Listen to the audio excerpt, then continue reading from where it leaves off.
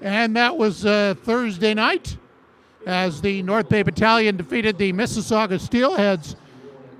And they're still in first place in the Central Division. A game in hand as of Thursday. It's now 2 games in hand as the Battalion continue their run for the Central Division title this afternoon against the Barrie Colts. Welcome to the game day broadcast. I'm Bob Coles. This afternoon it's the Troops and the Colts in another divisional matchup. These teams will play 3 times down the stretch. They'll meet in a couple of weeks in North Bay and in the last 2 weeks in Barrie. In fact, the second last Saturday of the regular season. So big game tonight for both teams as the Battalion have 2 games in hand on Mississauga. Still that 2-point lead. Mississauga in action this afternoon against the Peterborough Petes. So a lot to follow on the scoreboard, a lot to follow on the ice as we welcome in Derek Lindeman. And Derek, you said it in the highlight package there, getting that win and also late in the third period enables North Bay to prevent Mississauga from getting points. And that was exactly the key thing there, is getting that late goal to pick up those 2 points without allowing Mississauga to pick up one with that overtime looming. And it's just going down the stretch. Now with 2 games in hand, those points are going to come and might be crucial down the stretch here as the North Bay Battalion look to capture the Central Division. Well, let's talk about Barrie for a moment. Their opponents in this game, the Barrie Colts, of course, will not have Brant Clark in the lineup. He got that 8-game suspension. Also making news, Tyson Forster, a Philly draft pick, has been sent back to the Colts, but he's not ready to go yet, so he will not be in the lineup as well today. But Barrie's improved in the second half of the year. They definitely have proved, and they've been playing really great hockey of late. They currently sit in 5th position in the Eastern Conference, 63 points on the season. They have 14 games to go. But you just talked about Ty Forster being sent back to the Barrie Colts. He's going to be starting to skate with the team tomorrow in practice, and they're hoping that he's ready for game time action by the end of this month. He's going to be a real good addition to the Barrie Colts going down that stretch. Could be the difference. And also, they're going to be without starting goaltender Matt Guzda, who is not even dressed tonight, getting the start. Nolan Chartrand making his first OHL start. He most recently played with the Hamilton Kitty Bees, where he picked up one win in his only start, earning a shutout in that game. So he was a 7th-round draft pick back in 2020 for the Barrie Colts, and it's going to be his first audition here in an OHL atmosphere. Dom DeVicentis getting the call from Coach Ryan Houlihan in the North Bay net, still without Tanias Mathurin. Otherwise, it's a healthy group for the Battalion as they do battle here against their division rivals. Of course, this is the second home game this week. Their next home game's a battle of division leaders, possibly, North Bay and Hamilton. That's coming up on Thursday. But before then, Battalion fans will be checking out the top prospects game on Wednesday night in Kitchener. North Bay Battalion defenseman Ty Nelson will be playing in that game on Thursday night after the Battalion win. I had a chance to visit with the North Bay Phenom rear guard. With Ty Nelson of the North Bay Battalion. Ty, I want to talk to you about the Prospects game coming up next week. What's the best part of going? What are you looking forward to the most? I think just the overall experience. It's going to be a fun time. Talking to Brandon Cole about it, he said he had a blast when he went, and just looking forward to meeting all the guys from out west in the Quebec League, and just enjoying that time and soaking in all the knowledge that I can take in. No, it's not like an all-star game, is it? It's you're out there to prove yourself, because a lot of scouts, a lot of hockey people will be watching. Yeah, absolutely. I think it's going to be a very intense games. There's 2 great teams that are going to be going head-to-head, and I'm super grateful, and I feel honored to be a part of it. Now, you're one of the assistant captains, right? What does that mean? I mean, that's got to feel good, but very flattering for you in your year here in North Bay to be recognized that way. Yeah, absolutely. I think it's a it's a great accomplishment to have, and I'm super excited that I'm going to be able to wear the A. And you know what, I'm just looking forward to going there and helping out the team and trying to win that game. Obviously, you're going there, you want to win. But yeah, just overall, just super grateful to have the A on my chest. Everyone knows a senior 200-foot game. Is that what the hockey people are telling you need to work on? Is there one part of your game that they're looking to see that improvement throughout the season? I think just overall, it was at the beginning of the season, I was working a lot on my defensive game, and I felt I've done a pretty good job of improving on that. And now we're just looking to tweak any little things that I got and just trying to be in top peak performance for playoffs coming up. And how excited are you right now about this team? And you're on a run, you're in first place alone really for the first time all year in your division. How excited and looking forward to are you guys for the stretch run in the postseason? Absolutely. I think we have a super exciting team here, and we have such a tight bond in the room, and all of the guys are great, and the veterans have done an amazing job of teaching the younger guys and coming in the league and helping us out. And I think that's definitely a big key to our success, and just looking forward to going into playoffs with such a great team that we got here and seeing how far we can go. Okay, thanks, Ty. No worries. Okay, that was Ty Nelson after the win on Thursday. And Derek, usually the top prospects, you get guys in the league for 3 years. Here's a guy in his first season. Now, a lot of it's due to the double cohort, but that in his first season he's playing in the prospects game. But it really says a lot about his game that he gets this special invite so early in his junior career. Well, it is designed for those prospects that are to go in the upcoming NHL draft, so that's exactly where Ty Nelson finds himself this year. He's ranked to be in the late first round draft pick currently. This is an opportunity where he can prove to the scouts and the brass of the NHL clubs that maybe he deserves to be a little higher. He'll get the opportunity to compete against players that are also vying for draft picks or draft spots. So it's a good chance to show yourself against people that are also looking for to be drafted this year. So that'll be Wednesday night. The game will be on TSN if you want to check it out on Wednesday night, and it should be a great one. And it's not an all-star game.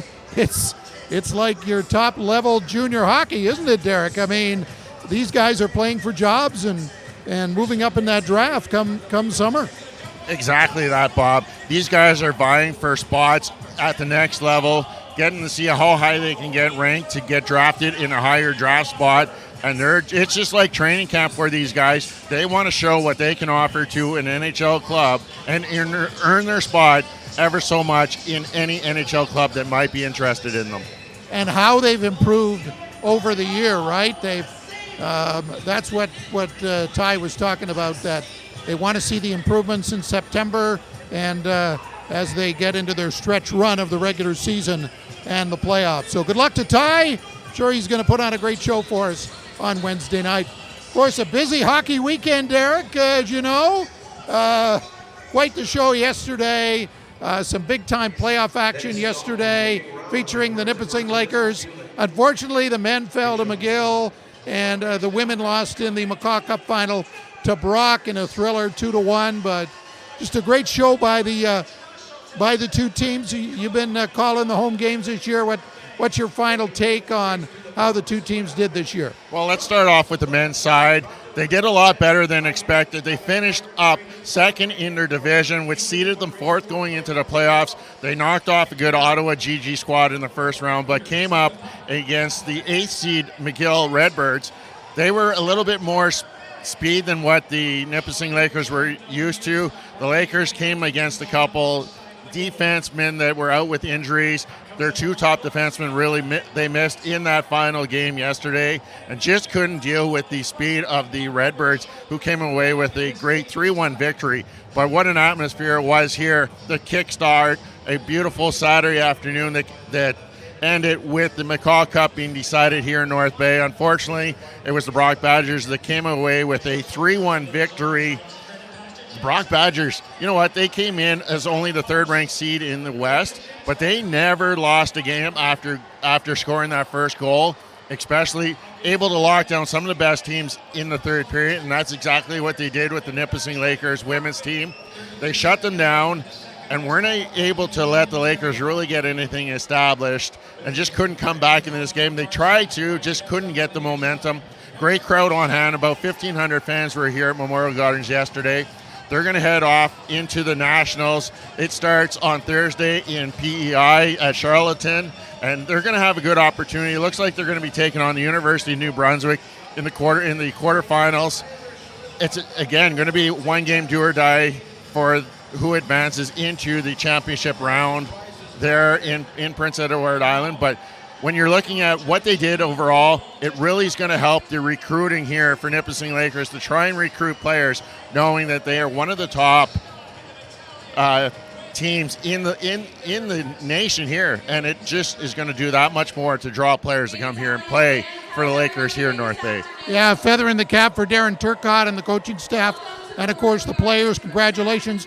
Good luck out east. Now there are 2 quarterfinals on Thursday, 2 more on Friday. And if you win your quarterfinal, you're in the semis. If you lose, you're not done. You do a consolation, you're in the consolation bracket. And I know some of the games are on CBC's website, so you may want to check that out to see how the Lakers do when they suit up on Thursday. Good luck travel plans, and good luck in performing on the national stage. Great year for the Nipissing Lakers women's hockey team and the men as well, and what a year it's been. So let's talk about this game today, Derek. These teams haven't played each other in a while. What are you expecting? I'm expecting the North Bay Battalion want to come out to a fast start. They haven't had great success against the Barrie Colts this year. They've only won 2 of the 7 meetings, so it's something that the North Bay Battalion want to look to get that back on the right track against the Barrie Colts. They come in with a 10-game win streak on home ice and a 6-game win streak overall, and it's key. That first goal, get that 7th man into the building here and make it difficult for the Barrie Colts to try and come back. And one issue the Battalion have had to deal with, and it's a good issue, Derek, is no injuries on the front side, up front. So it means someone's going to sit in terms of they have really 13 outstanding forwards, and that's a nice problem to have, right? We didn't see Anthony Romani the other night. He's been playing great, but it was he drew the short straw, I guess, and that's a nice problem for the coaching staff. Exactly. It's how do you find to fit in all this great talent up front in four lines, 12 spots. Today, Nick Seaman's going to sit. He has 3 goals, 6 assists on the season, and Romani's going to be taking his spot. That's the only change up front for Ryan Ullahan. But again, we're going to see Petrov down again on that third line with Potaloo and Tarasevic, Russell, Jackson, and Cole on that top line, Ben Steensel, Arnsby, and McDonald on the second line. That is penciled in on paper. You'll talk to any coach, they're going to say that the lines aren't numbered, but that's how they come out on the stat sheet for us. How many teams in the OHL right now have Matvei Petrov? If they had Matvei Petrov, would have him on their third line? I don't think none of them would have them on his third line. He would be definitely on the top line on any team. 32 goals on the season. He's going to get lots of minutes, whether he's on that third line or he gets double shifted, wherever he goes. He's someone that you got to watch out for no matter where he is on the ice. And the other issue is with goaltending, and it's not an issue right now, right? I mean, Joe Verbetic, outstanding, probably responsible more than anyone for the win the other night, especially in the third period. He made several big stops. But Dom DiVincenzo's have been playing great all year, too.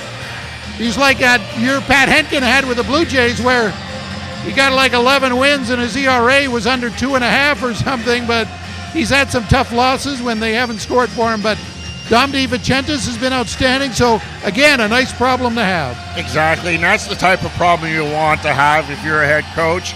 And when you have Dom DiVincenzo, he's really playing second fiddle to Joe Verbetic. Unfortunately, he hasn't had the success against the Barrie Colts. He has an 0-1 record, but he's only given up 1 goal against in that start, and he's got a .971 save percentage.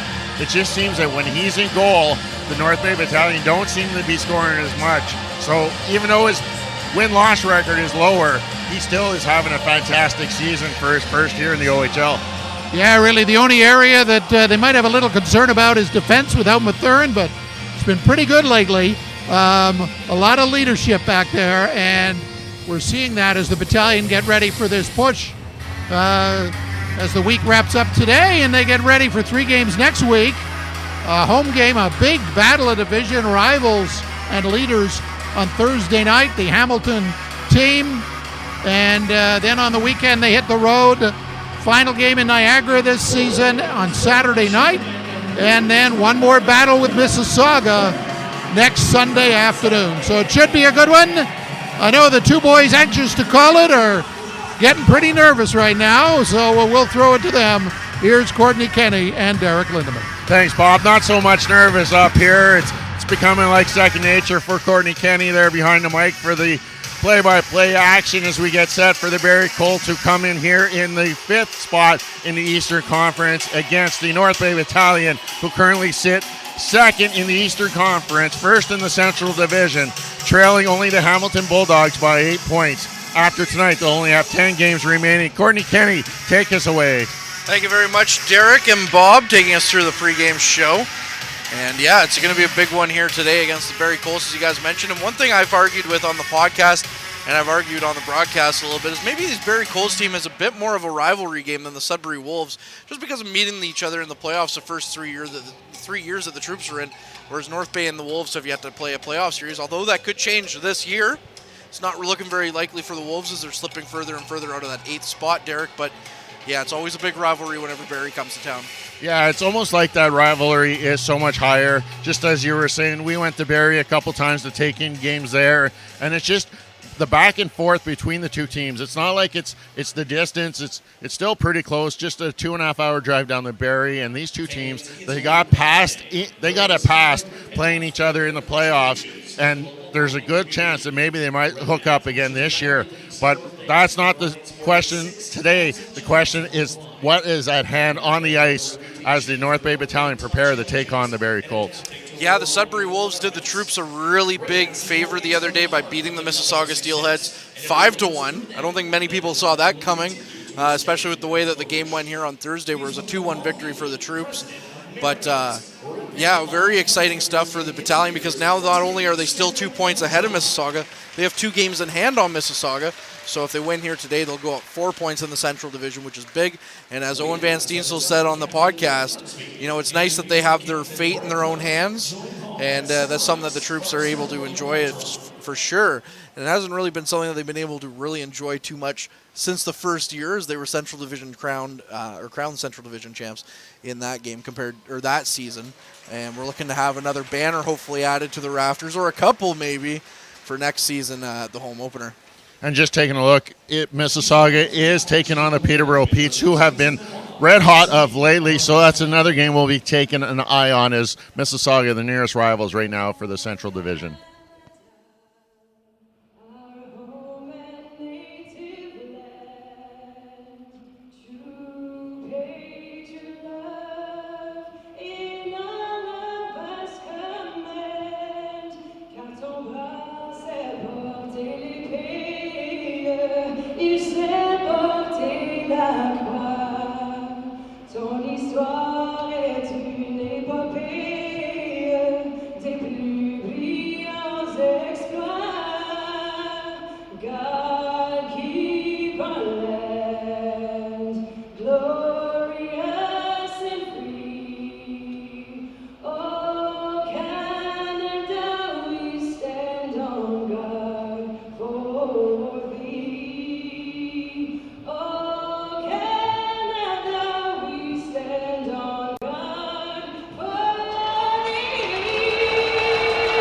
Set for puck drop here from Memorial Gardens. Let's take a look at your starting goaltenders.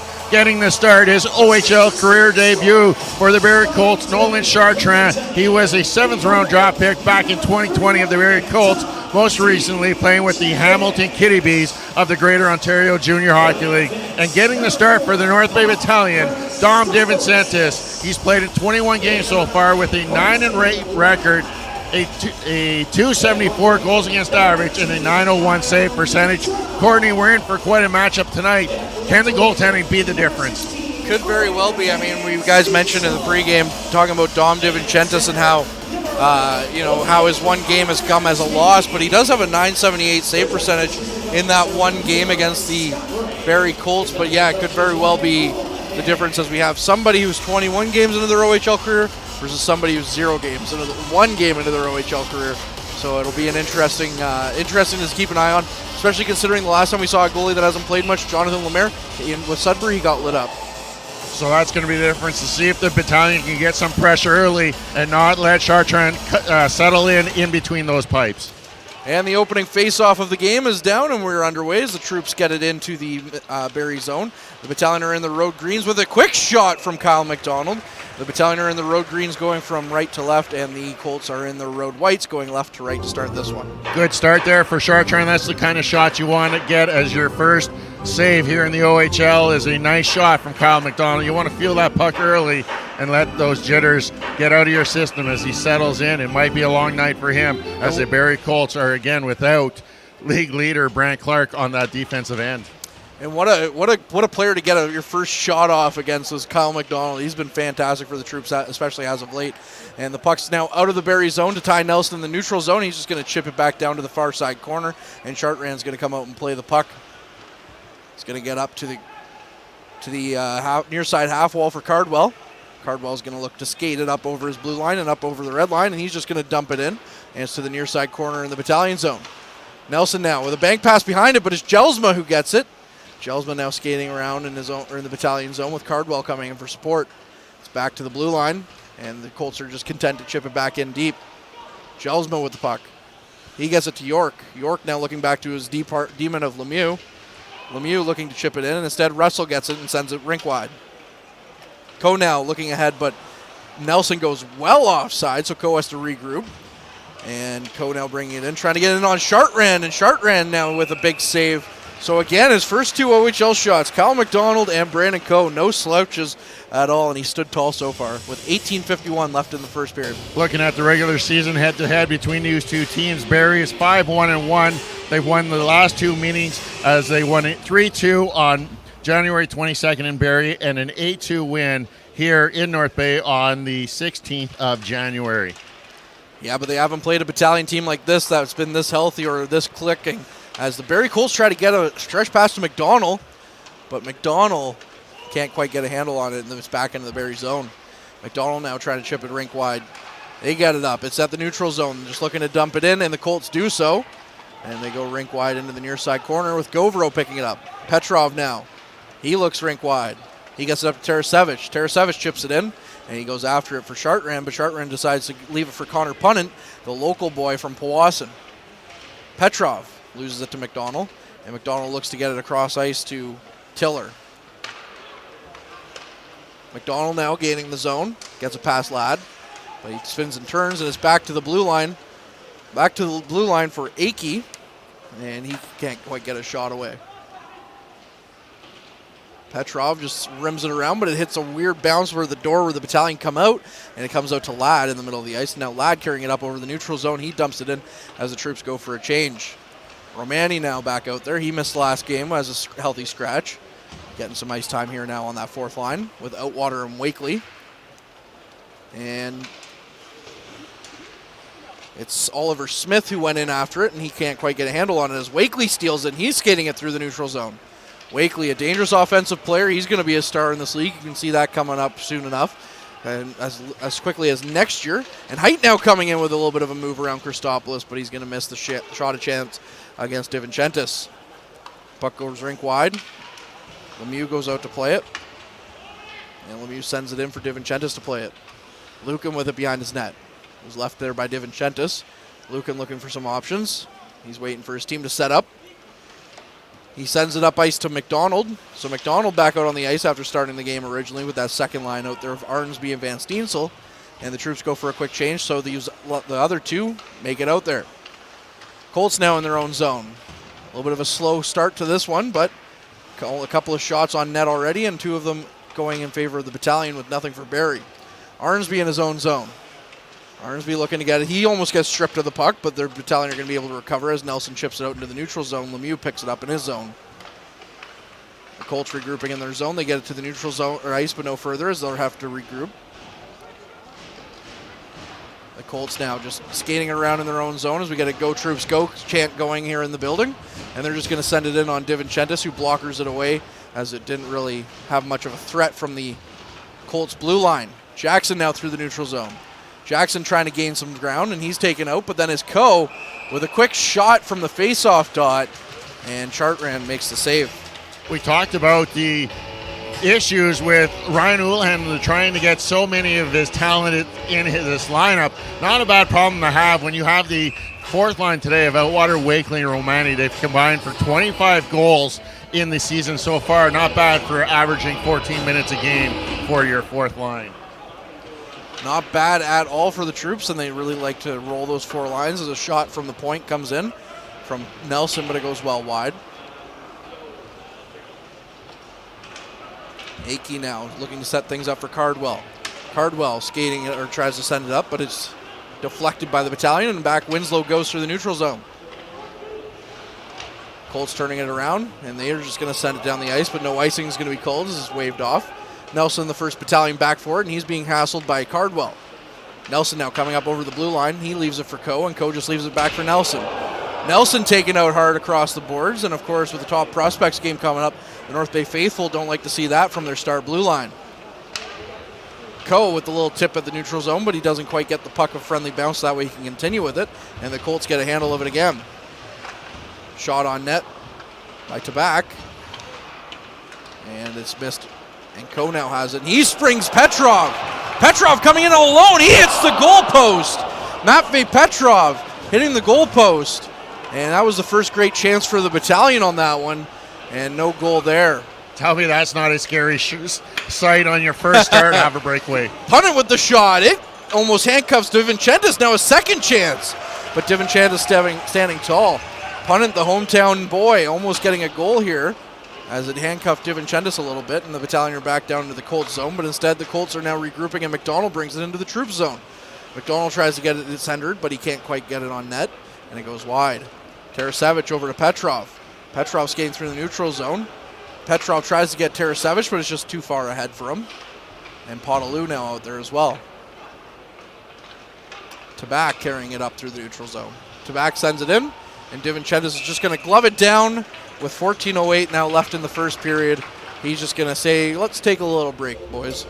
Just a big shout out to Connor Punnett from the Powassan area. Played in his 100th game, OHL game earlier this week. This is career game 102 for Connor Punnett. So a good job for a young man from the local area as he brings the Barrie Colts in here to take on the North Bay Battalion this afternoon. Yeah, good. Congratulations, Connor Punnett, for sure. As Matthews skates it around and tries to gain some advantage in the Battalion zone. Lemieux looking for the one-timer, but he loses the handle on it. It's out to his blue line, but it's back up to the North Bay zone quickly. Nice backhand shot attempt on net by Cholak, and it's going to go, and DiVincentis is going to block that one as Christopoulos now brings it over his blue line. Outwater, cross ice to Wakely. Wakely with a shot, and Chartrand mishands tall on that one. Christopoulos looking to line up Cholak. Wakely now with it. He tries to get into the slot for Romani, but instead they're going to get a hold of it, the Colts that is. Back comes Wakely into the neutral zone to Romani. Romani with a shot, he goes well wide. Lemieux just tries to get it up to his blue line, and Height stops it. And now Jodoin getting the puck back to his defense of Akey. Akey nearly misplays it for Arnsby in his own zone, and Arnsby was almost home free, but Akey was able to recover it quickly. Nelson now looking for some opportunities up ice. He chips it up. McDonald has it. McDonald with the stretch pass for Van Steensel, but it's going to miss him, and it's going to go in for icing against the net of Chartrand. One of the questions coming into this game for the Barrie Colts is who's going to pick up those extra minutes that Brent Clark isn't fulfilling on the back end. And if you're the North Bay Battalion, I really want to push that issue get pucks deep, try and get some pressure, make those defensemen feel the body, and make it difficult for them to get the puck on that great breakout opportunities. And the faceoff's won by the Colts, but it's out to the neutral zone, and Akey goes to regroup it. Joe Duin now. He tries to get it up as Winslow blows a tire at his blue line, but he's able to hold on to the puck. Van Steensel now skates it up. He only has one guy to beat. He gets it out to McDonald. McDonald with the shot, and Chartrand makes the save. Couple big saves for Chartrand already in this first period. Absolutely. Van Steensel now with a clapper from the face-off dot, but Chartrand stands tall again. McDonald now with it behind the Colts net, and Van Steensel gets it out to the blue line for Govro. Van Steensel just touches it, and Allenson now with it, rims it around. Joe Duin with some speed through the neutral zone. Ladd playing him tough, and he's going to end up giving it away to Govro. Mitch Russell bringing it up the ice. He gets a quick shot in from Chartrand just north on the blue line side of the slot. And we're going to have another stoppage in play. Shots in favor 5-4 of the Battalion. Sure looks like Nolan Chartrand has been in this league many years, not just one game, as he's had to make a couple of big stops. There was a good opportunity as Russell split the D, getting a quick shot off, but Chartrand quickly dropped to the butterfly to take that into the breadbasket area. 11:52 remaining in this first period, and shots now 6-4 in favor of the North Bay Battalion. Jackson throwing over the face-off dot, so Russell comes in and he loses it. But now it's a bit of a mad scramble at the Colts blue line. Ladd picks it up at his blue line as it's chipped down, and he sends it up to Russell, but it's off his skate and lost in the neutral zone to York. Lemieux, Purdue's D partner of Cholach. Lemieux carries it back as Cholach sends it back, and Govro tries to get it up to Coe on the turnover. Jelsma gaining the line. Jelsma tries to get it in front for Cardwell. Cardwell can't get a handle on us, but back to Lemieux at the blue line, who passes it back to Cardwell. Cardwell decides to take the shot, but it's off Jackson's skate and wide. Jelsma picks it up in the corner. Jelsma now being hassled by 3 Battalion players as Govro tries to chip it up to Ladd, but it gets by him instead to Coe. Coe at the far side half wall, chips it in back into the corner for Ladd. Ladd skates around Jelsma and gets it up to Coe. Coe now cross ice to the near side to Jackson, and Jackson just decides to pitch it into Coe. Coe tries to touch it back, but there's no one there as Lemieux picks it up, and away go the Colts the other way. Picking it up is Cardwell. Cardwell with a shot, and it's off the butt end of the stick of DiVincentis, and it goes into the corner. Now it comes into the corner for Lukin. Lukin picks it up and tries to chip it out to Petrov, but it's past his reach and out to the neutral zone. Vierling now in his own zone with it. Vierling carries it over his blue line and then the red line. He's going to gain the Battalion zone. Vierling back to punt it. Shot coming in from the point as it's blockered down by DiVincentis. And Tarasevic now gaining the blue line. Tarasevic tries to get it up to Petrov. Petrov skating it into the neutral zone. Tries a nice little dangle around punting, and he gets him. But then he was in too deep. And then a nice little backhand pass as Petrov has it again. Petrov looking for some options. Tries to get across ice to Podolou.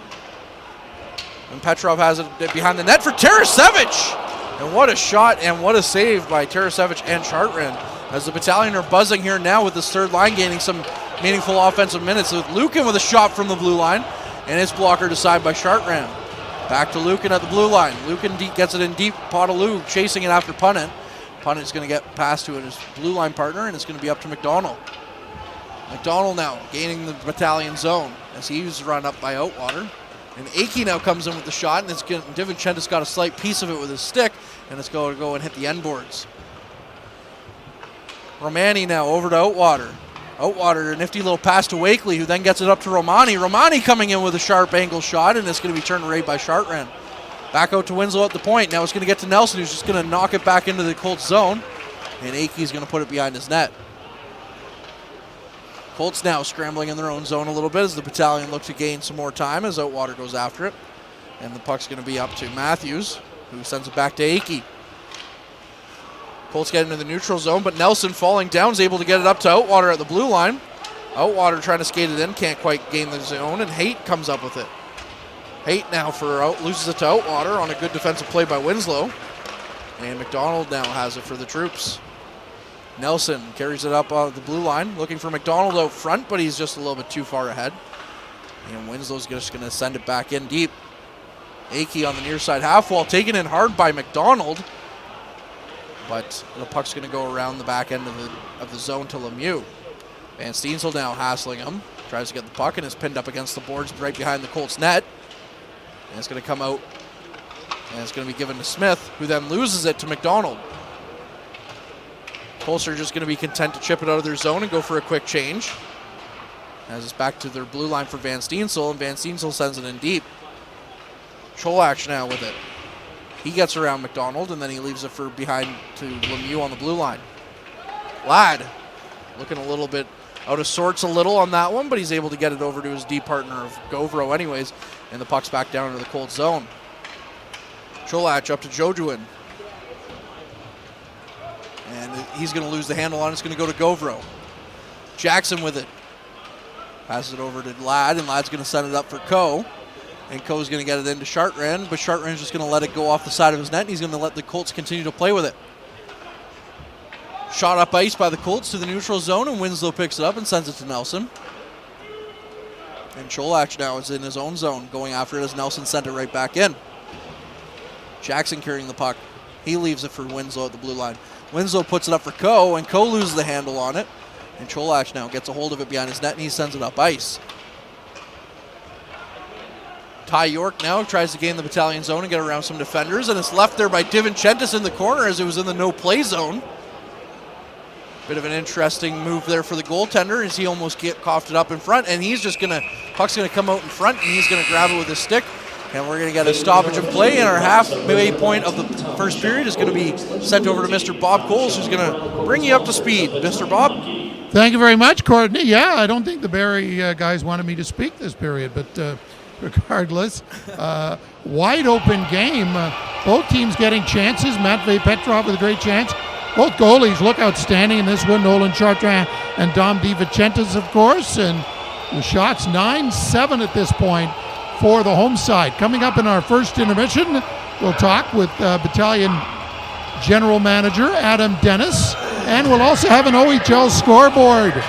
There's 8 other games going on in the league, including Mississauga up against Peterborough, and we'll have an update of that game as Mississauga trying to catch the Battalion in the Central. Boys? Thanks a lot, Bob. Looking forward to talking to you in the first intermission. It's been quite the fast-paced period here as we played just over 13 minutes so far. Neither team able to solve these goaltenders, but a lot of skill on show tonight, especially by the North Bay Battalion, taking the puck wide, using all 85 feet wide of this ice surface to create some good opportunities. Unfortunately, none of their 9 chances have solved the debut of Nolan Bartrand so far.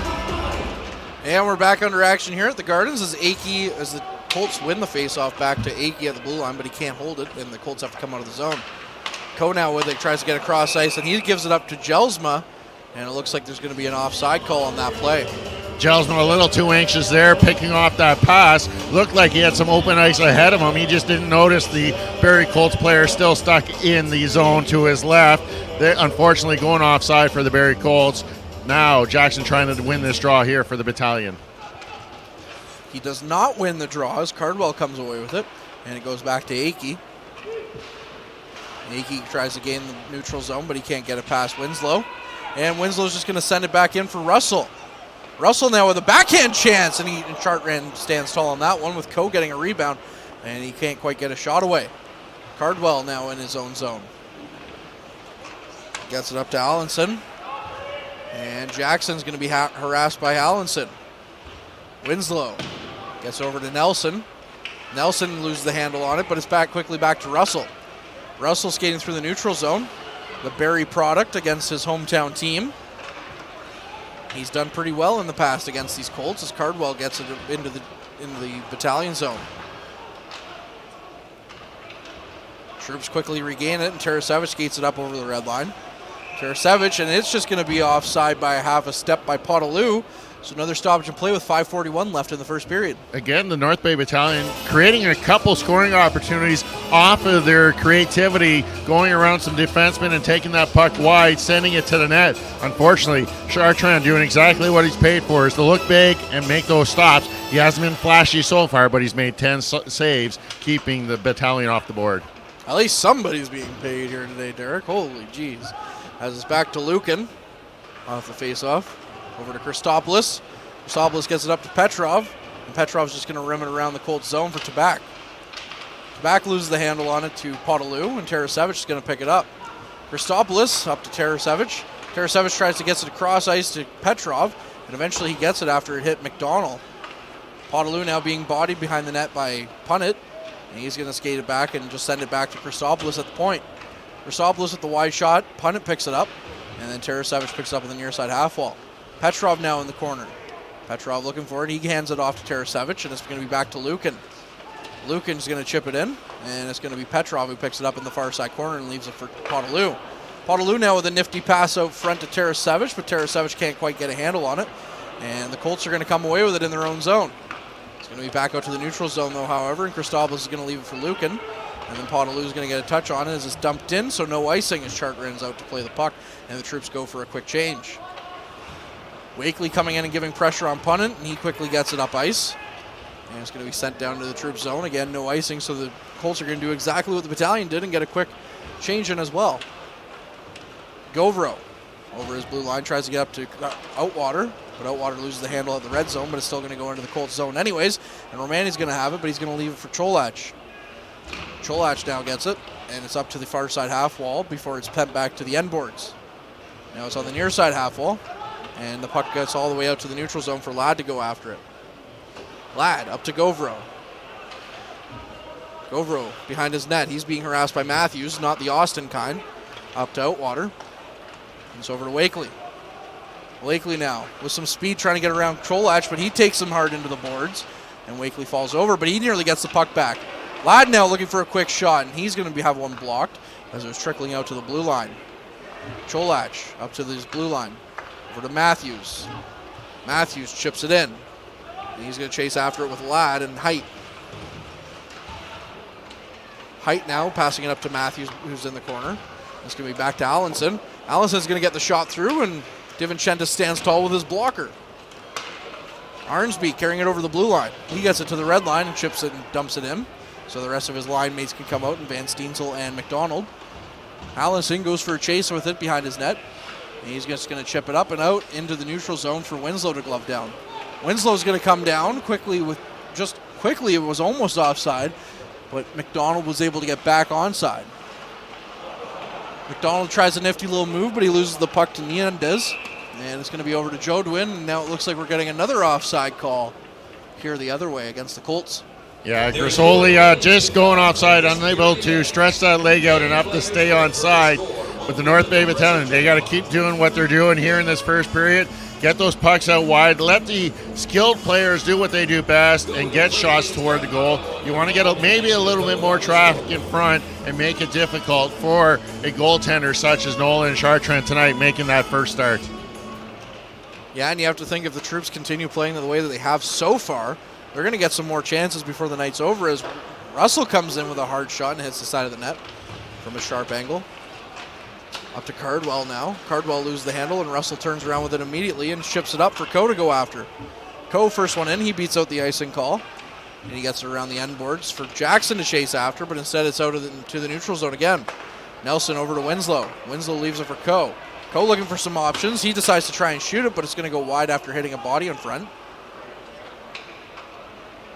Gelsman now tries to get it across ice, but Jackson's going to hit it down with the high stick, and it's just going to go down for Tabak. Now back in the neutral zone, Christopoulos picks it up as there was a clearing attempt, and Coe now looking to go cross ice for Jackson, and it's just going to miss the net as he had Chartrand beat entirely. Cardwell carries it over the red line into the Battalion zone. Gets it over to Tabak. Tabak looking for some options. He loses the handle on the pass from Punnett, and they're going to send a stretch pass up to Van Steensel. Van Steensel looking to snipe it glove sand side, but it was just too fine of a shot, and he misses the net. Van Steensel picking it up, leaves it for McDonald. McDonald with the shot off the post, and a big groan from the North Bay faithful as a couple of great chances here on back-to-back shifts by that top and second line of the Troops. Van Steensel picking it up in his own line now. Lukin up to McDonald. Punnett picks it up at his blue line. McDonald now across ice to Tabak. Tabak carrying it into the Troop zone. And he's going to leave it for Vierling. And Vierling tries to get a shot away, but Lukin gets it. But Vierling finally gets it in, and Divinchentis is just going to block it down and grab it with the glove So the Battalion maybe smelling some blood in the water, if you will. That was the second ring of the post tonight. First Petrov, now McDonald. Two red-hot shooters, unfortunately hitting the post there. But talk about the play of Dom DiVincentis here in this first period. So much attention spent on the other goaltender at the other end. But Dom DiVincentis making 9 saves so far tonight. Looks like the Barrie Colts seem to be favoring that blocker side, as 6 of those 9 saves have come off of the blocker. Eagle eye vision from Derek Lindemann up here in the booth. There's one for the glove for DiVincentis. And it's going to go back out to the neutral zone for Allenson. Allenson to Akey. And Akey gets it up to Haight. Haight now carries it up over into the Battalion zone, but he loses the handle of it to Potaloo. As that international line of the troops is back out there once again. Allenson at the blue line. Over to Akey. Akey tries to get it in for a tip from Matthews. But unlike his Toronto Maple Leafs counterpart, he can't quite get it on net. Potaloo now, losing it to Haight, and Haight's going to get it back to Akey, but it's going to be back up to Haight. And now Matthews has it at the near side half wall. Smith tries the nifty little backhand pass out front, and Petrov's going to get a handle of it instead as he intercepted that. Potaloo chasing after it. He's giving Akey all kinds of troubles, and Akey finally gets it over to Allenson.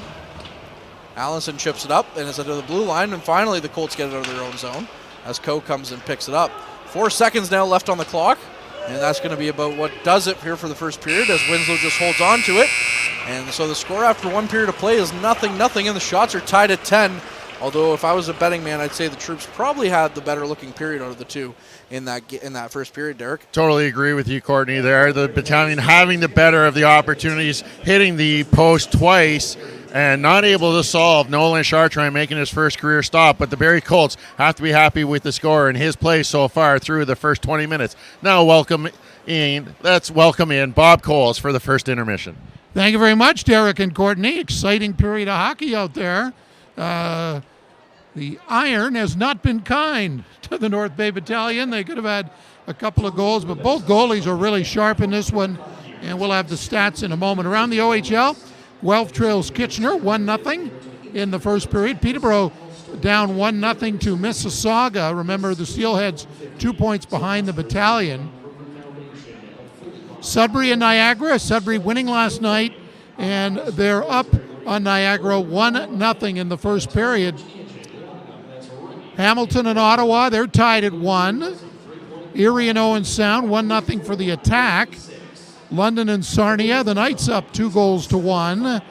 4 o'clock start, Flint at Windsor. 6 o'clock start, Kingston at Ottawa. The next game for the Battalion is their next game at home as well. And we'll have it for you Thursday night with the Hamilton Bulldogs in here, and that'll be a 6:50 broadcast on the game day broadcast here. And looking forward to that one already for sure. Shots on goal in that first period, 10 apiece. Face-offs won 10-2 for the visitors. No power play opportunities in that period. And, of course, no goals. So pretty quick on the stats board. And, Derek, lots of chances at both ends. Both goalies sharp. And the Battalion haven't had the breaks there. A couple of posts, I think, eh? Yeah, definitely. Petrov on that breakaway cleanly beat Chartrand, but found the iron, and then McDonald with that lethal release he has, again ringing one off of the post in behind Chartrand, and unfortunately that's where it comes to with Redpath Mining Night. It's like the Battalion are looking for some iron in the ground, and they've been finding that off of those posts. But I think if they keep doing what they're doing, chances are going to keep building, and they're going to find a way to put one past them. Yeah, both goalies, Derek, on a 30-shot pace, so both goalies have been impressive. Yeah, and you're talking about a player making his OHL debut in Nolan Chartrand for the Barrie Colts. The longer he gets settled in, the less those jitters start to come out of your system, the more comfortable you start to feel. He's made some really good saves, but they're all because he's been in a good position, and the Battalion have been hitting him. They need to get him moving a little bit more left to right and try and challenge his movement. For DiVincentis, he's looked so comfortable, probably the best I've seen him play lately. He's made a number of blocker saves and really just steering his rebounds, making sure they get into areas where there's no Barrie Colts and not letting up those second chances. Yeah, just a wide open period, lots of chances, and it'll be interesting if that continues with the long change coming up in the second. So earlier this week, we had a chance to visit with North Bay Battalion General Manager Adam Dennis. Let's hear that now. Okay, Adam, not the week you wanted last week, but what did you see last week in the two games and then the comeback win, or the third game against Sudbury? I definitely thought that Sudbury, we had enough of it, in the weekend. We definitely wanted to put something together and get back on track. I think the Niagara game, we had our chances. I just don't know that we were willing to do the things that we had been willing to do those, throughout that 9-game streak that gets you those wins, like going to the dirty areas. And, I think we carried that a little bit into the game on Saturday with Hamilton. But it was definitely nice to bounce back in Sunday. I've said it, a long time now, that if you can win your Sunday games, it certainly makes for a much better week of practice. So I think that the coaches did a great job getting the group on track, back on track after a tough start to the weekend. Adam, 9-game winning streak, to get back to that, 2 big games, Sudbury and then Kingston. What do you guys need to do to rebound, to get back on a hot streak like that? Yeah, I think it's just it's probably a question for Ryan when he comes on, a little bit more refreshing some of the habits and some of the things that they want to do. But, I think when you look at it as a whole, we're still 9 wins in our last 11, right? So we're 10 of our last 12 now. So the team has been playing really well. It's just reminding us what we've done to be successful and getting back to those basics that have given us that success earlier. More fans in the building expected now that we're into March. So what does that do for the team, do you think, in terms of getting, really excited entering this important last quarter of the year? Oh, it's huge. And, I think we all forget sometimes these guys are kids. They're teenagers, and they're coming from minor hockey. A lot of them, you think of half of our team has played minor hockey in a previous year. In a normal season where it's just mom and dad in the stands, and then you come to the OHL arena and we take it for granted to have a full arena and to have fans cheering for you. It makes you feel a lot bigger on the ice, and it certainly makes you feel a lot more motivated to play. So I know our guys are very much looking forward to it, and hopefully we can continue to put a good product out there for the people in North Bay. Adam, you have 2 Russian players and have the past. Have they expressed any concern for their loved ones back in Russia and Belarus at this time during this really bad conflict? Yeah, for sure. And Michael Podoluz is Ukrainian as well, so he has some family down there. And, like anybody that would have family going through, a crisis at home, they're thinking about it, and it's in the back of their head. And they're part of our family, so our job is to make sure that we're there for them and support them in any way that we can. But certainly, I think everybody's that has family over there is affected by it a little bit. Hard not to think about it. And for the OHL has put out a statement, maybe comment on that statement that they made about about the league cracking down on anything happening on the ice or comments that are made towards players that might be painted with the Ovechkin brush, so to speak. Yeah, the league statement was pretty straightforward, and I'll leave it at that. But they definitely are mindful of it, and I think that's what their big point to us was, to make sure that there's supports in place for our players individually. And we've all gotten to know Michael, Matvey, Alex, Nikita, Rodion all very well, and they're great kids, and we're grateful to have them, and we're looking to support those kids in any way to help with their hockey career. Exposure, obviously, with more people being allowed to come in the building. You've always talked about, people maybe not really respecting and seeing the battalion for what they have and what you're going to bring. So how important is that in the last 6 weeks? Even obviously more scouts are allowed to come. There's more movement around. How important is this last 6 weeks for them to get, you think probably the respect they deserve? Well, it's crucial. I think we're in an analytical age where we deal with prospective players every year that want to know who from your team's been drafted and where those numbers are at and how your team's helping players develop. So it's certainly we want people coming to watch our guys. We obviously are biased, and we think that we have a great group of young players that deserve to be watched. So I think the more people that you can get in, the more exposure. Obviously, the better it is for your players, but. For me, that's always started and ended with winning.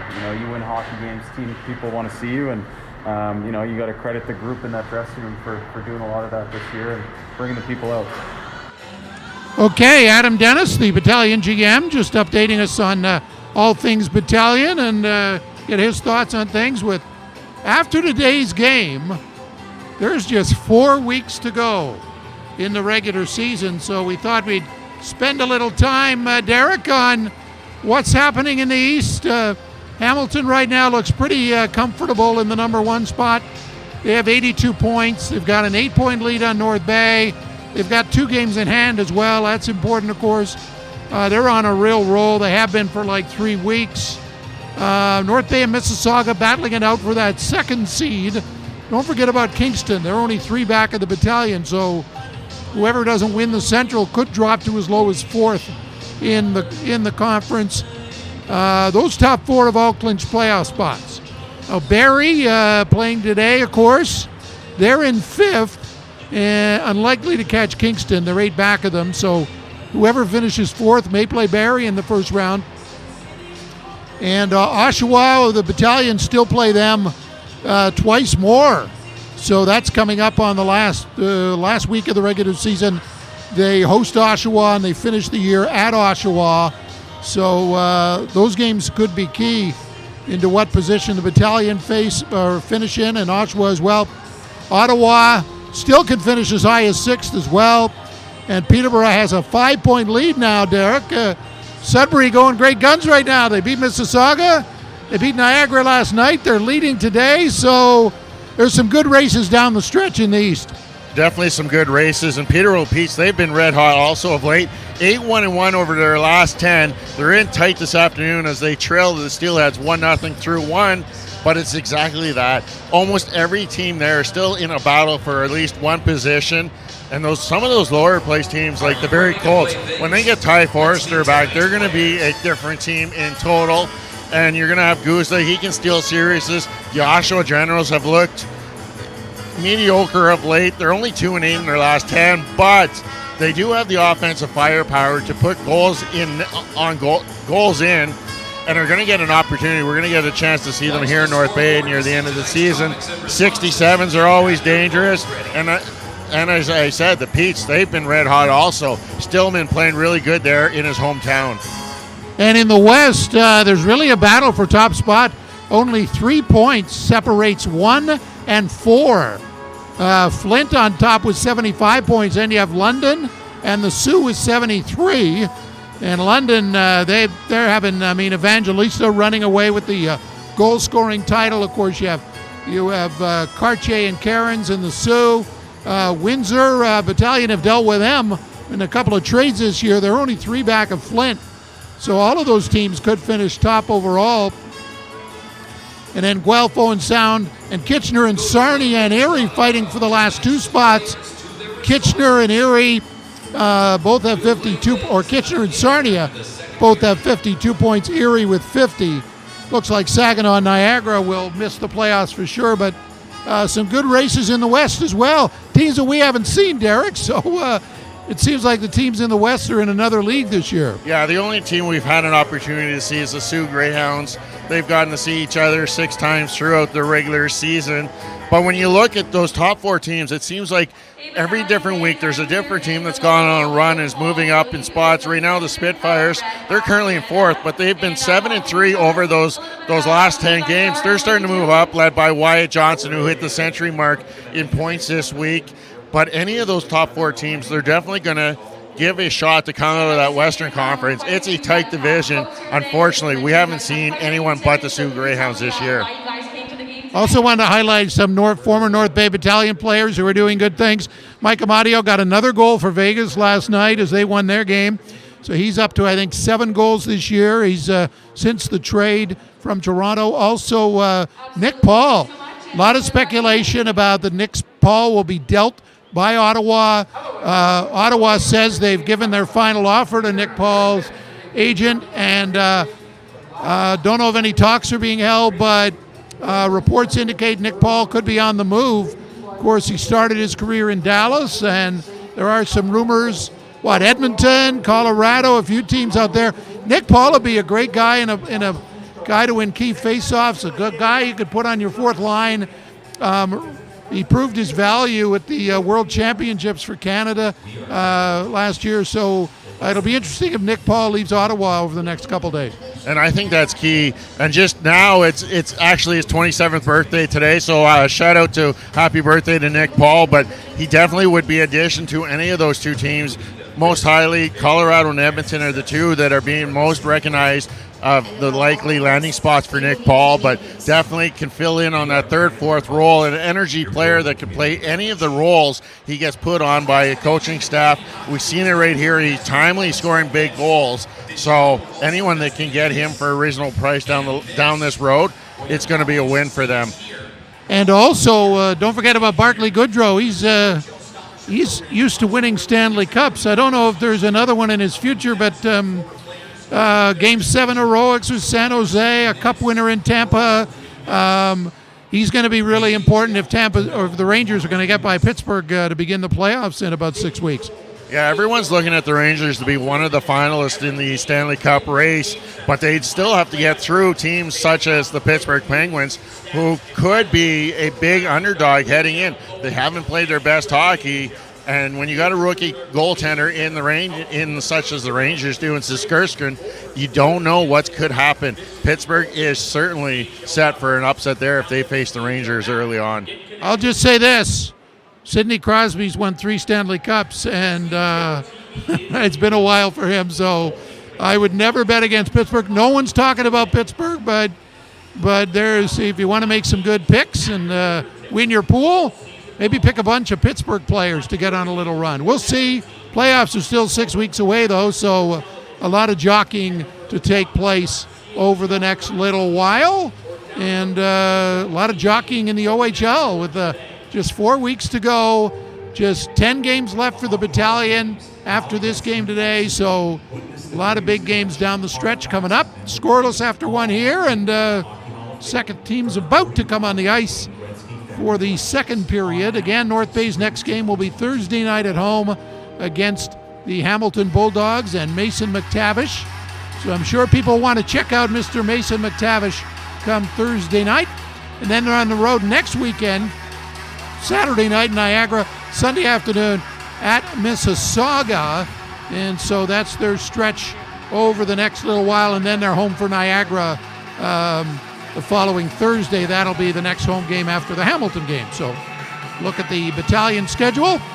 Teams are on the ice as they've switched ends, and it'll be interesting, Derek, if the long change plays an impact in getting some offense for these teams in the second. Yeah, and I think that's going to be a big factor here, is if one team can catch the other team with a little bit of a tired squad out there and create some scoring chances off of that long change rush. But we're going to get set for the second period momentarily. Okay, so we'll let you get back to work with your pal Courtney for the call. Thanks a lot, Bob. Looking forward to catching up with you more in the second intermission. But as both teams come out here for the second period, nothing was decided in that first period as we're still scoreless. Shots are deadlocked at 10 apiece. Both goaltenders have been excellent.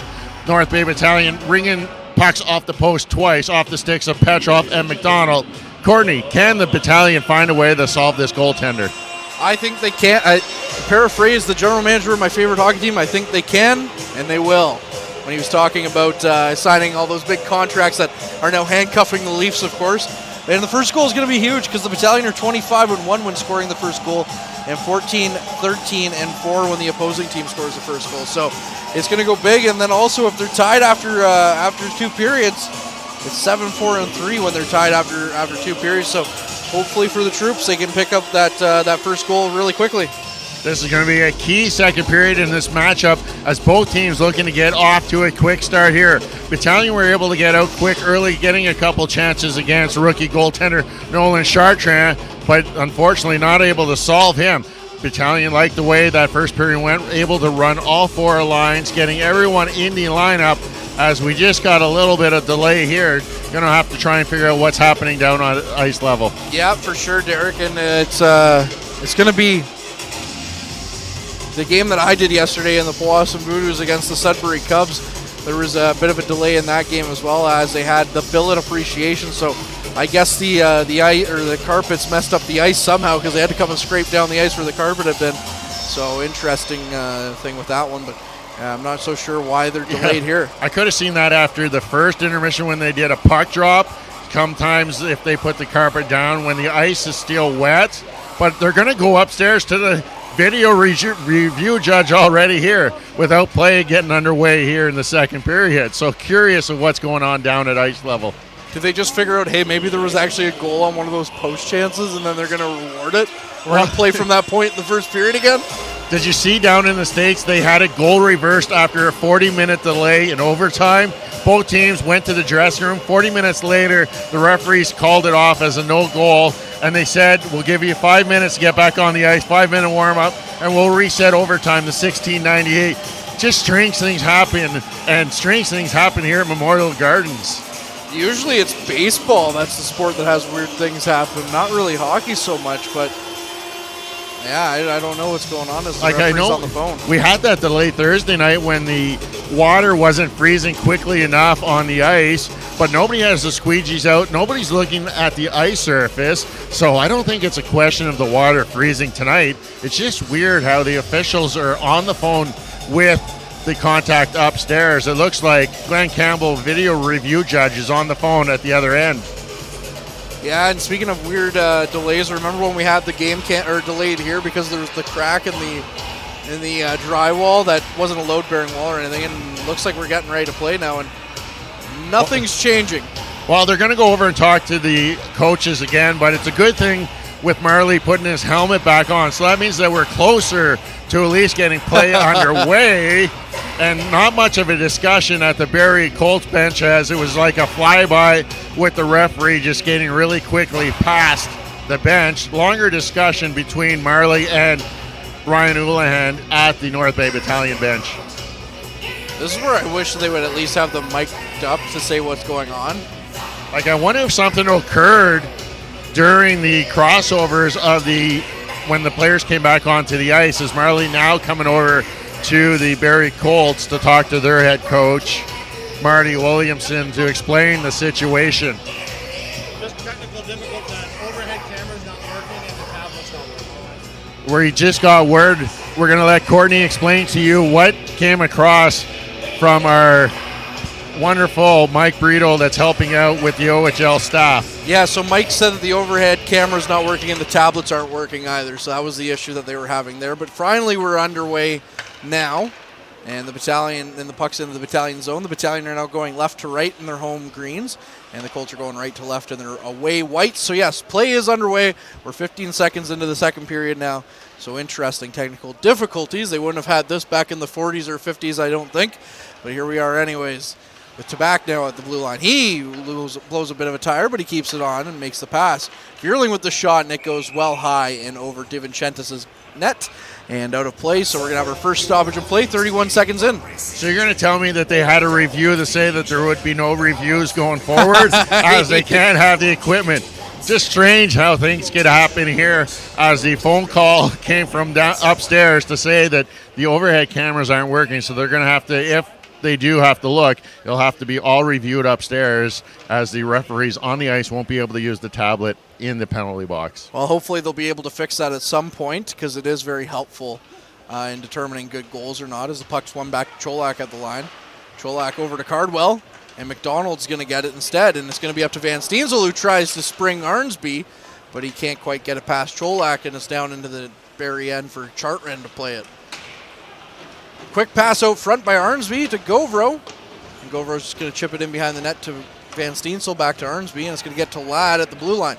Ladd's going to get it over to McDonald, and McDonald with a quick shot on Chartrand, and Chartrand stands tall. Puck going into the corner, and York gets it, and he's up into the neutral zone. Cardwell now going after it as Govro gets it back out to the neutral zone, and Cholak picks it up and just dumps it into the battalion zone. No icing, as he wasn't over the red line. Govro over to Ladd.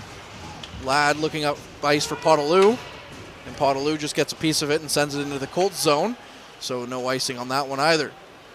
Punnett now, the Powassan boy, gets it all the way up the ice to Cardwell, and Height now with it, tries to get a pass Petrov. But Tarasevic gets it as he dives for it, but Tiller keeps it in, and instead Ladd now trying to get it out, but he can't beat Smith. Ladd and Smith both going down. No call on the play, and the refs say play on, as they have all game. Tarasevich now losing a handle on it. He goes into the corner with Punnett. Tarasevich gets it out to Podolou. Podolou is stuck up on the boards with Height. And Height and Podolou are battling for it as Matthews comes in to help out, but now he can't get it past Lucan. Finally, it's out to the blue line for Tarasevich, who went over there, and he takes the shot. And Chartran, makes the glove save, and now we hear the buzzer go as the off-ice officials call the referees over again. Yeah, just hoping that it is that the tablets are working now, as we've played just over 2 minutes and 6 seconds here of this second period. Only one shot going towards the Barrie Colts net is the goaltender in goal there. Chartran making the only save for it. But again, I don't want to bring up face-offs, but the Battalion only winning 2 draws in that first period out of 12. So that's an area of concern if you're Ryan Uland. Absolutely it is. And Wakely wins it back to Outwater, who tries to get a quick shot away, but it's blocked. And Wakely in the corner about to Romani. And Romani misses the handle on it. Outwater now in the slot, playing the body of a Colts player. And he tries to get over to Romani, who misses it. And it's goes to the boards, and a quick shot from the blue line by Lucan. And it's tipped, and it goes wide. Wakely now carrying it across ice over to Christopoulos. Christopoulos lines up for a shot, but he fans on it, and the puck's out to the neutral zone for Lucan. Lucan looking up ice. He gives it to Allenson. Allenson gloves it down and carries it into the troop zone. Allenson gets around to check for Christopoulos. And then Lucan tries to take him out, but the puck comes out front, and it's a quick shot, but it's blocked by Romani. Outwater trying to get across ice to Wakely, who had some room, but he can't get quite past the Colts players as the puck jumps off one of their bodies. Colts moving it in for Niendez. And he's just going to send it back, and now the Battalion get possession again. Christopoulos up to Outwater. Outwater's going to backhand it into the Colts zone. And Cholak's just going to get it. Cholak, like Del Mastro, barely coming off the ice for the Colts. Obviously with Brant Clark out of the lineup. And the puck's out front for Russell. And I think he hit the post, or Chartran just got a piece of it. That was a quick chance for the Battalion. Third ring of the night there. Coe now and stuck in the corner. He's getting pinned down. And now Jackson comes out with it. Russell coming across for Jackson. Jackson gets it. And he had an open net, but he can't get past the block of Niendez.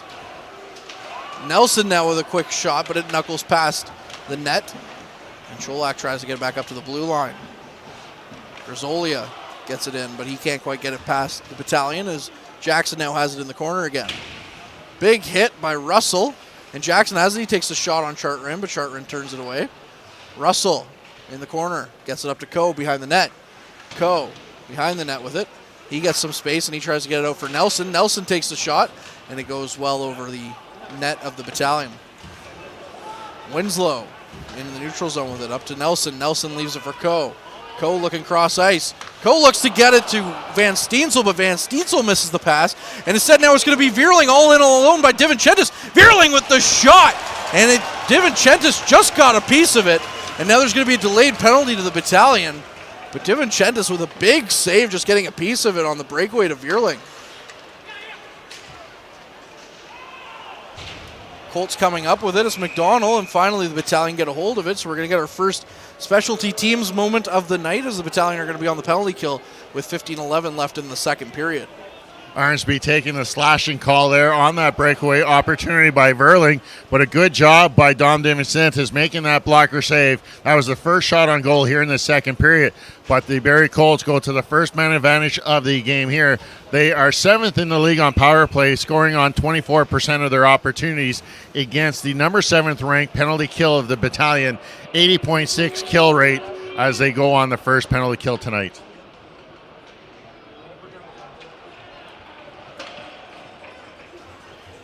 Battalion getting it in, and they dump it down to start off this penalty kill opportunity. And the Colts are going to come back and just dump it in for Divinchentis to go after it, but the puck rolls over his stick. Puck now in the corner. And the Battalion are going to come away with it. Christopoulos skates away with it, and he's going to look up ice to just dump it down and kill some precious time off this penalty kill. 1:25 left in the power play opportunity for the Colts. McDonald now giving Allenson a whole lot of trouble down there on the ice. And instead now the Colts are going to come in. with a quick shot on DiVincentis, but it's going to be stopped and it's going to be sent out to Allenson. Allenson with another shot, and it's going to go well wide of the net. The Colts buzzing a little bit here now on the man advantage. Allenson setting up. He sends it over to back with the shot and misses the net. Ladd now tries to get it up, and he does. It's the glass and goes all the way down the length of the ice for Chartrand to play it. Barrie Colts got a glorious opportunity as Grayson Ladd blew a tire at the blue line, allowing that opportunity, but Dom DiVincentis again making another big blocker save. Lemieux now carrying it up over the blue line for the Colts. It's back to Cardwell. And Cardwell sends it all the way back, and Akey has to go back into his own zone to pick it up. 30 seconds now left on the power play opportunity for the Colts. Matthews now with it. He loses the handle at the blue line, and the Battalion are just going to send it right back down to the Colts zone. 20 seconds left now on the man advantage opportunity. Really good job by the penalty killers of the North Bay Battalion, jumping on those loose pucks, using an aggressive chance to get those pucks down the ice. Jelsma getting it in deep. He's going to get it around the boards, and 2 Battalion players are going to be there to knock the puck down, but it's not going to get past Akey at the blue line. And Van Steensel's tripped up, but no call. And the Colts are going to come in as now the penalty's over. Christopoulos is down on the ice. Van Steensel now as Christopoulos gets up. He's in a lot of pain as he blocked a shot. He's looking to hobble off the ice as the puck goes into the Colts zone. We'll have to keep an eye out on if Christopoulos comes back into the game or not, as Nelson's now back out there as Ladd was helping him get to the bench, so we'll have to see if he stays in the game or not. Yeah, he went down the block that with one knee down, and almost curious if he caught that just above the padding on the inside of the calf area. It's a very painful place to get hit with the puck. Hopefully he can just walk that off and relieve some pressure here, as he's a valuable piece of this North Bay Battalion defense core. He's out there every penalty kill, playing valuable minutes down the stretch. Yeah, and they've already lost Mathern. As we mentioned, he's really the only injury left on the team. So hopefully you don't see any more guys go, although we've seen Wyatt Kennedy a couple of times, and he's been more than adept for the Battalion so far. As Coe comes into the zone, tries a centering pass. Winslow with it, and it's blocked on net by Chartrand. Oh, to front to Russell. Russell with a chance, and it's blocked down. Coe now with a chance. Over cross ice to Russell. And Russell misses the shot and hits the end board. Russell skating around with it. It's going to be sent out front. Coe just misses the redirect. It's going to be back out to the blue line for Nelson. Nelson fans on it, and Winslow's going to go and pick up the puck in his own zone. Winslow with some speed, getting out of his zone, gets it up to Russell. Russell gets it across, but he loses the handle on it, and Bierling's going to pick it up in the neutral zone. Bierling being harassed by Russell and Nelson. He gets it over to his teammate. It's going to be a backhanded shot on net on DiVincentis, who's going to stand tall, as that was Declan McDonald, the Tampa Bay prospect, getting the shot away on DiVincentis. First little bobble there by DiVincentis as he mishandled that, but able to rebound. But what an opportunity there is Jackson on his backhand, electing to make that pass instead of getting the shot on goal, but allowing Chartrand to come across to shut down the left pad area, as we're still scoreless here. 11:51 left of this second period. Shots now 15-12 in favor of the Battalion. All I can say is if the Battalion get a power play opportunity, look out Nolan Chartrand. He's going to have his head on a swivel for sure as the puck's down into the cold zone, and they're going to dump it down into the troop zone. Is he going to have legs for icing? I don't think so, as Govro picks it up. Govro gets a hold of it. He gets it up to the neutral zone for Tarasevic, but it's out to Allenson. Allenson down to Akey. Akey now losing the handle on it as he's taken to the boards by Podolou. Podolou up to Tabak.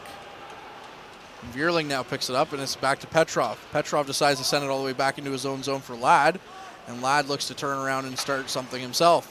Podolou in the neutral zone tries to get up to Tarasevic, but it misses him to Allenson, and the puck's going to go all the way back down to the Battalion zone for DiVincentis to play it, and he leaves it for Govro. Govro up to Petrov. Petrov gives it up to Tarasevic. Tarasevic with some speed through the neutral zone. Tries to take the shot from the point, but Allenson's stick gets in the way, and it's going to be out of play. Good stoppage there as the Battalion got some pressure going. Petrov, who has again been playing well of late, he's got 32 goals, 45 assists, 77 points on the season, 9th in the OHL scoring race, as his shot was just tipped up over the glass in behind the Barrie Colts goal. Yeah, it's pretty scary when you have 32 goals playing on your third line for sure. Christopoulos back out on the ice. He dumps it in, so good to see him back out. And Tiller now with it behind his net. Lucan. Puck hits off Lucan at his bench, and it goes over and bounces back into play, but it still went over, so we have another stoppage in play. Good break there for the Battalion as the faceoff's going to come down in the offensive territory of the Barrie Colts, just to the right-hand side of goaltender Nolan Chartrand, who's been perfect so far in this OHL debut, making 14 stops. Chartrand. Chalgren. Sounds pretty close to me. I was thinking the same thing. Let's hope the ending result isn't the same. Yes. Leafs media anointing him the savior already as we're all in all alone, and a shot and a save by DiVincentis off Hunter Height. What a great save by DiVincentis, who's now moving around in his crease. And the puck stays out and is now into the corner. Height now comes out with it. Height looking to get another chance as we're going to have another penalty called against the Battalion here, as it's going to be delayed. And Christopoulos touches it, and we're going to get another man advantage for the Colts. And if it goes any way like the first one did, well, we're going to see some good shots from the Colts, but the Battalion mostly neutralized it fairly quickly, Derek. The Battalion are getting lucky there as they're getting away with a second penalty as Christopoulos going to the box for hooking, but back referee Marley raised his hand later on and went over to Lucan and talked to him instead of giving him a penalty. So the Battalion are only going to be shorthanded one guy here as the Colts go on their second chance with the man advantage. 0-for-1 in that opportunity, but talk about saves there by Dom DiVincentis. His second breakaway save of this period. Then he had to get up to make a big left pad save there off of the rebound again. Absolutely. DiVincentis once again being a great steadying force for the troops. As we mentioned previously in the broadcast, not really getting the run support. Doc DiVincentis not getting the run support. Allenson now behind his net to start off the power play opportunity. And they're just going to send it down to back, that is, and DiVincentis goes out to play it, but the puck's past his stick before he gets there. Arnsby now gets it up back out to the blue line, but Allenson gets it to back. Back to Allenson. Allenson over to back. Back tries to go cross ice to Vierling, but he goes back to Allenson instead. Over to Vierling. Vierling with a bit of a toe drag. Tries to get it into DiVincentis, and instead it's going to go into the corner, and Ladd's going to send it the length of the ice as he gets a hold of it. 1:15 now left on the penalty kill. Verling just a little overplaying that puck. He had a good shooting lane, just tried to do a little extra move and ran out of space as it rolled off his stick. Puck now rimmed around the end boards in the Battalion zone for Tabak to get it on the far side half wall, back to Allenson. Allenson looks across to Vierling. Vierling tries to get it back across ice, but he can't get it. He gets the puck back from Cardwell. Now back over to Tabak, who takes the one-timer, but it's blocked by Winslow. Over to Vierling. Allenson now with the shot, but it's blocked by Russell. Allenson over to Tabak, who decides to go for the shot again, but decides to hesitate a little bit, and it's blocked in front once again. Vierling gets it, and now Russell gets around Allenson, but Allenson with a good stick as he was getting by him is able to stop him. Cardwell gets it up to Vierling. Vierling now gets it in front to DiVincentis. DiVincentis tries to stop it, and he does. And DiVincentis doing the whole kind of splits. Like Spread eagle. What a save by DiVincentis. One skate on each pad there as he keeps that puck out on that power play opportunity.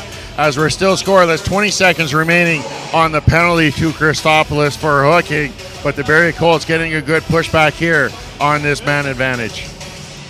20 seconds left on the penalty to Paul Christopoulos. I almost said Alex Christopoulos. It's been a while since we've seen him up here. Akey now with it at the point. He's going to send it in deep to Height or to Cardwell, and Cardwell's going to send it back to Akey, who the puck's going to jump over his stick, and that's going to do it pretty much for this penalty kill for the Battalion, as it's going to expire here with 8:15 now left on the clock in the second period. Lemieux with the pass up ice, but he fans on it, and Gelsma gets it instead, and he comes offside. So that's going to bring us to the halfway point of this period. And we're going to send things over to Mr. Bob Coles. And Bob, if I sound a little bit more excited, it's because the Leafs just made a big trade, and I'm pretty excited about that. So take her away, Bob. Well, we'll let you talk about that after the break. In our second intermission, we'll talk to Brady Leavold of Puck Support. We'll find out what that's all about. He's turned a negative in his early years into a big positive, and we'll explain all that. Also, we'll check the OHL scoreboard and tell you when the Battalion will play next. As for this game, my 2 cents, lots of scoring is not the story. Lots of close chances for both teams. So it'll be interesting to see if one team opens the scoring, what impact that has on the game. But right now, both goalies are doing outstanding stuff. And that first goal is going to be pretty big, boys.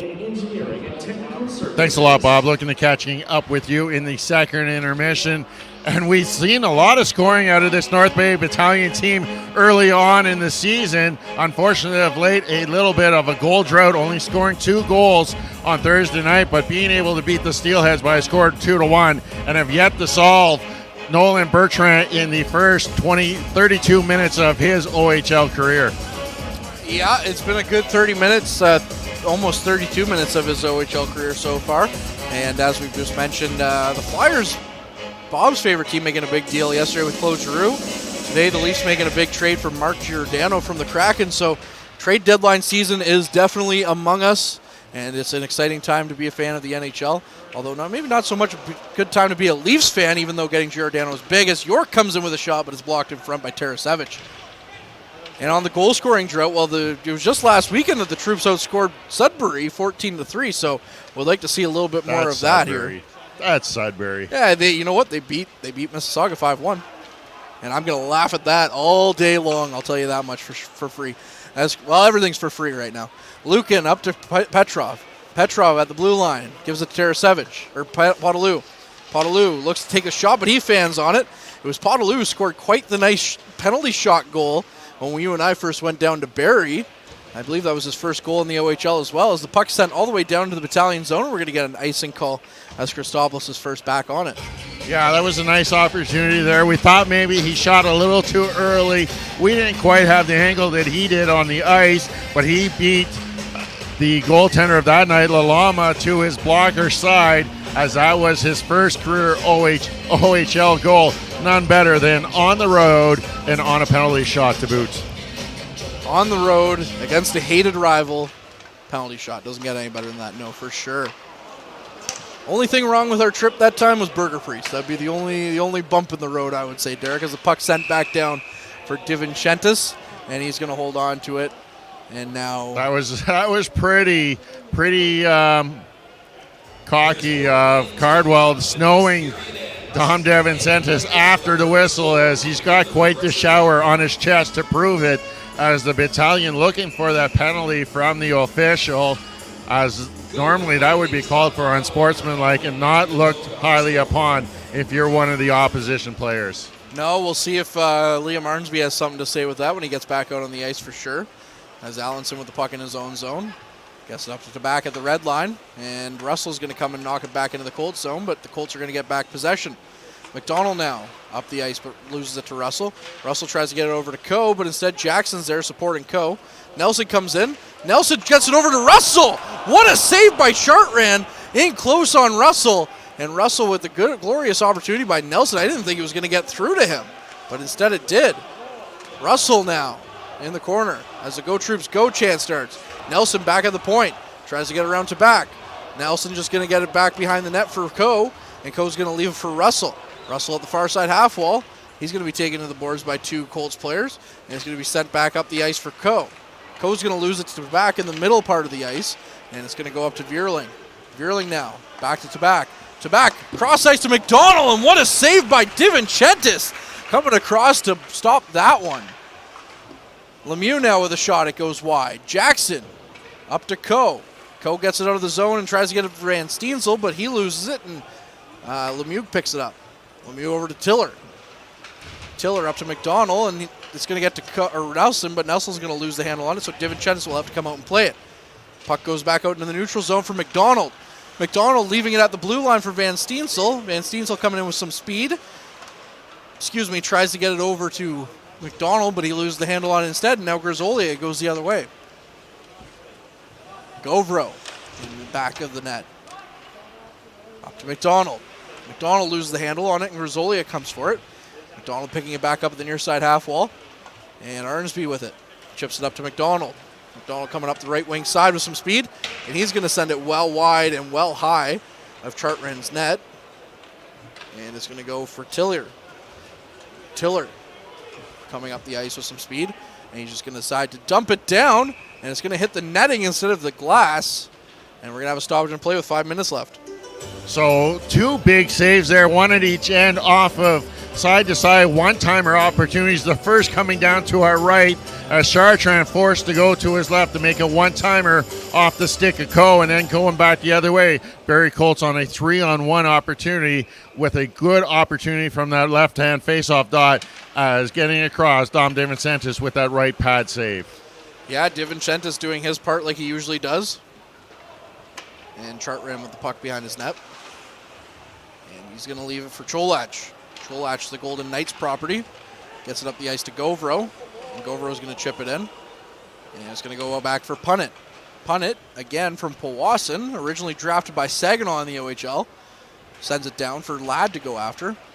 And now Wakely with a touch pass to Outwater. Outwater up to Wakely. And Wakely gets it in the far side corner of the Colts zone. Wakely losing the handle on it, and the puck's just going to be sent back down the ice. And it's not.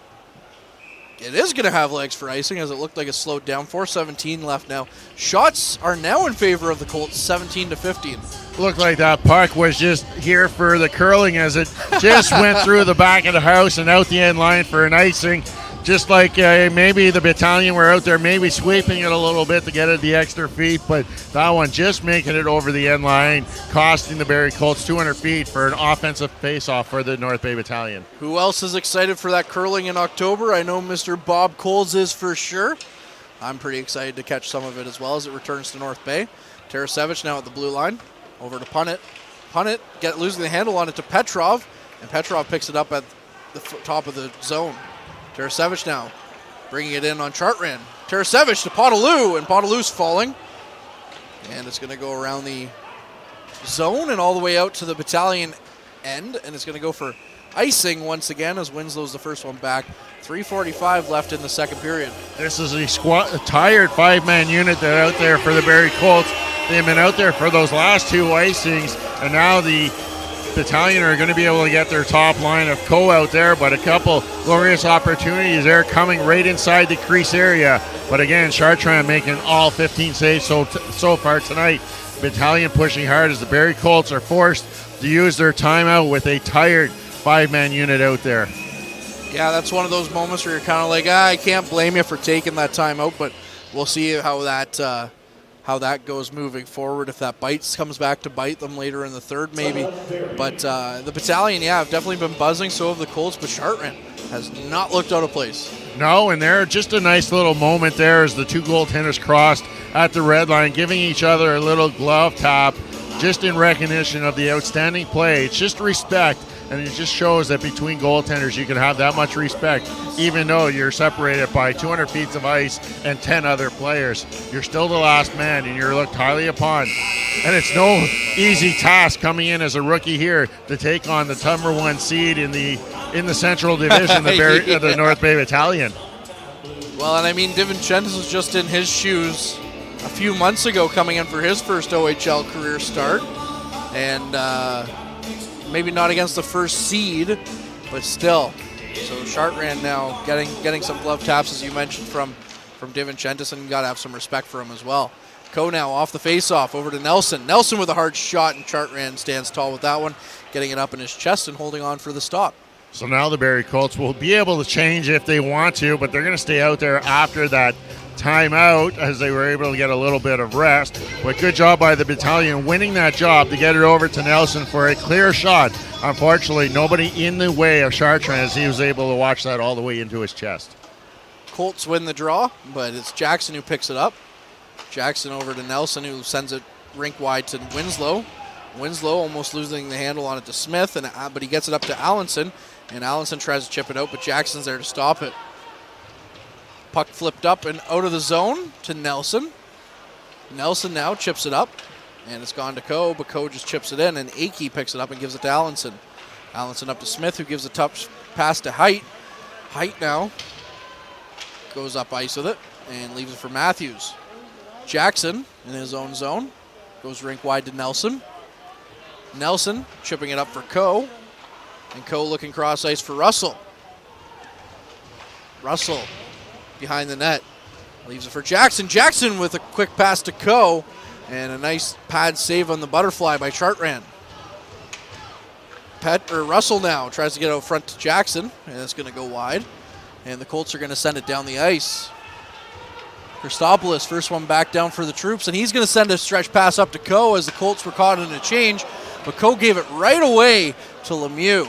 York with it, cross ice. Sends it with Cardwell, and Cardwell with a snipe breaks the score as he beats DiVincentis by the 5-hole. It's 1-0 Colts with 2:22 left in the second period. Ethan Cardwell with his 15th of the season coming down the right wing side, using Christopoulos as a screen and just hammering it past DiVincentis off the left-hand post, giving the Barrie Colts a 1-0 lead here. 2:22 left in this middle frame. So we talked so much about that first goal and how stingy the Barrie Colts are, but now they find themselves up 1-0. The Battalion have to find a way to stay within reach. So the Troops are 14-13-4 when scoring second, and also if they trail after 2 periods, they're 6-13-1. So be interesting to see if the Troops can do some damage here and get back on the board real quick before the end of the second period, as numbers are not on their side. 2 minutes left now in the second as Christopoulos goes back into his own zone for it. He's going to send it behind the net for Ladd. Ladd waiting for it at the near side half wall. Sends it back behind his net, but he fans on it as Cardwell, the goal scorer, comes in and gets it. Armsby picking the pocket of him. He sends it up front or up ice to McDonald. McDonald sending it down the ice for Van Steensel, who's going to be a step behind Cholak, who's going to go and stop the play, I should say, for icing. So a minute 38 left. The puck's going to come up and down to the blocker side of DiVincentis. Not the bounce you wanted if you were McDonald sending that in. Sent it a little too far in the corner that ricocheted around the net and didn't come straight back out that he was hoping for, as it looked like Van Steensel might have had a step if it would have came straight back out. Unfortunately for the Battalion, the faceoff's going to come all the way back inside their own zone.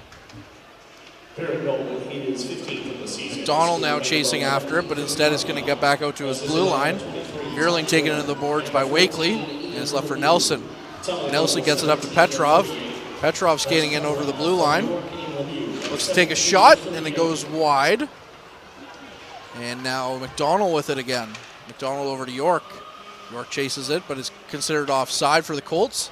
And a high pass cross ice by Winslow misses Petrov.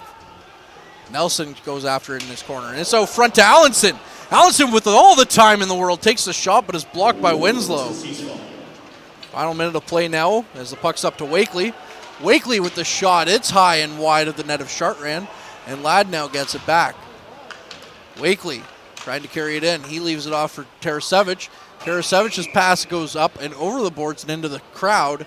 So we'll have another stoppage of play with 44.8 seconds left in this second period. Wakely with a good chance there going down that right wing side. He had a little bit of room, firing it just over the shoulder of Bertrand.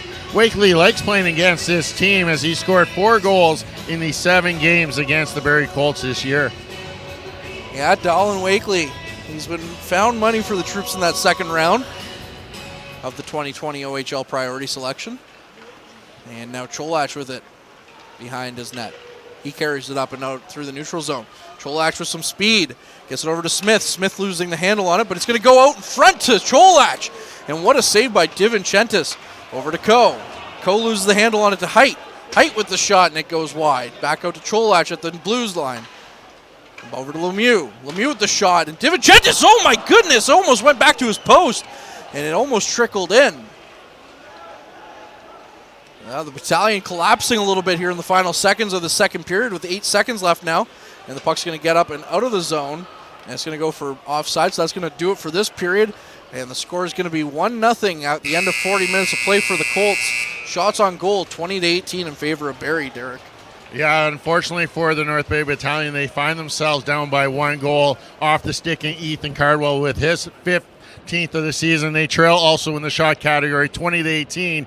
But a couple big saves there by Dom DiVincentis late in the second period kept it a 1-goal game. So through 40 minutes, the North Bay Battalion trailed the Barrie Colts by a score of 1-0. Now let's welcome in our very own Bob Coles. Thank you very much. We got an action-packed intermission. We'll check the OHL scores first. Guelph leading Kitchener 2-1. Peterborough trailing Mississauga 2-1. The Steelheads 2 back of the Battalion in the standings. Sudbury leading Niagara 3-2. Hamilton on top of Ottawa 2-1. Erie trailing Owen Sound 3-1. London on top of Sarnia 4-3. Later Flint, Windsor, Kingston, Oshawa. And not a lot of stats as far as our game summary. Just one goal. It was in the second period for Barrie. The shots were 9-8 in the second for Barrie, 19-18 overall for Barrie. Just 2 power plays, both for Barrie, and they've won more faceoffs, 18-14. That goal, Ethan Cardwell's 15th from Ty York and Ian Lemieux at 17:38. Brandon Coe trying to get a chance going, turned it over, and led to a break, and Cardwell scored, beating Dom DiVicentis. The penalties, Liam Arnsby for slashing at 4:49 and Paul Christopoulos for hooking at 9:49. And again, the score 1-0 Barrie after 2 periods of play. North Bay's next game will be Thursday night, and that'll be coming up against the Hamilton Bulldogs at 7 o'clock, 6:50 on your game day broadcast. And in our intermission, we're going to talk to Brady Leavold of Puck Support. And, well, Brady, enjoying the game so far? Yeah, listen, I'm originally from the West Coast and played my junior hockey in the WHL and had the opportunity to take in my first OHL game the other night when the Battalion won here, and I'll tell you, I miss it. It's awesome to see these kids out here. You got quite the hockey background. We'll get them back to that in a moment, but tell me about Puck Support. Yeah, so Puck Support is kind of just an idea that I came up with based on, my own struggles and the struggles of other hockey players. Unfortunately, I lost my career due to an addiction and mental illness after an injury, and I'm not going to get into all the details here today, but I struggled immensely, lost my hockey career and everything else, and I thought I was the only hockey player at the time, and once I started to share my story, I started to uncover the stories of so many other hockey players who are unfortunately no longer with us due to suicide and overdose and these types of hard-pressing topics that often get overlooked and are hard to talk about, and we're really trying to ignite change in mental health and addiction by setting the hockey world in motion and implementing programs and resources not just for junior and professional hockey players, but hockey players right from the minor hockey up. So we're really excited. There's a big hill for us to climb, but there's a great need certainly here in hockey and around the world. It's not a hockey problem, but we have a unique opportunity using hockey as the vehicle for change. Right, that's a great message you have, and like you say, mental health awareness is so important. Having the comfort, it's really comfort, isn't it, of being able to speak up of the challenges people deal with. It's a society problem, but hockey has always had, it's harder in hockey, isn't it? It's harder to sort of, because it's, people see you as not being tough enough because you're sharing, and that attitude is slowly getting out of the game, isn't it? It's slowly changing, but there's a lot of work to do. Yeah, there's no question. I mean, I played in the Western Hockey League from 2003 to 2008. We've seen some significant changes since that time, but there's still a long ways for us to go here in the hockey community, here in society. But, I found that through sharing my struggles, not only did it help me, it's opened the door for so many other people to come forward. I've been very lucky, very fortunate. The hockey community, right from the NHL down, has kind of rallied around my story, and the stories of all these others that we've lost. And there's so many. I know hockey players right now that are having a hard time. Junior hockey players. I work quite closely with one of the individuals here on the Battalion. I'm not going to say who, not to say he struggles, but just more as a mentor to say, hey, these are some of the things that I went through as a junior hockey player, and maybe some of the mistakes that I made, and maybe they can learn from me. And it's really about making sure people know that they're not alone, right? These young men, they move away from home at an early age, and they're expected to be professionals, and it's often forgotten that they're just kids. They're really just kids, and there's a ton of pressure.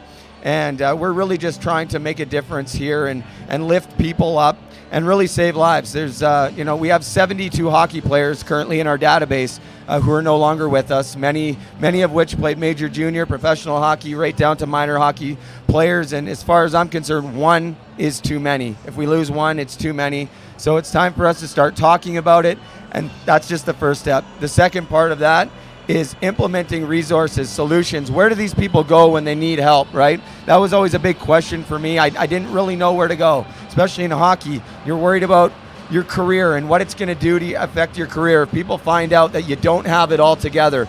I come to find out after all these years that these guys that I was playing with, against, I'm now connecting with after all these years, we were going through a lot of the same things and sitting there in silence, alone, essentially suffering. And I feel like if we're able to allow people to share openly and honestly and say, hey, maybe I'm not okay today. Maybe I need a little bit of support, and they're able to get that support, how much further will they go, not just in hockey, but in life? It's really important. And you got to remember, hockey's just a game. It's a beautiful sport. It provides us with so much. It taught me pretty much everything that I know. And without hockey, without the lessons that I learned in hockey, I'm simply not here to speak to you. And I'm really just grateful to still be here. And I've dedicated my life back to the game of hockey, just trying to make any small difference I can anywhere I go.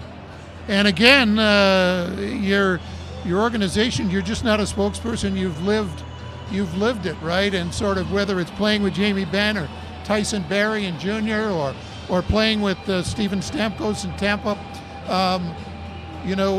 I find it interesting that the players today are much more welcoming than, say, 10 years ago in terms of their positive messages to their teammates and to and about the hockey culture.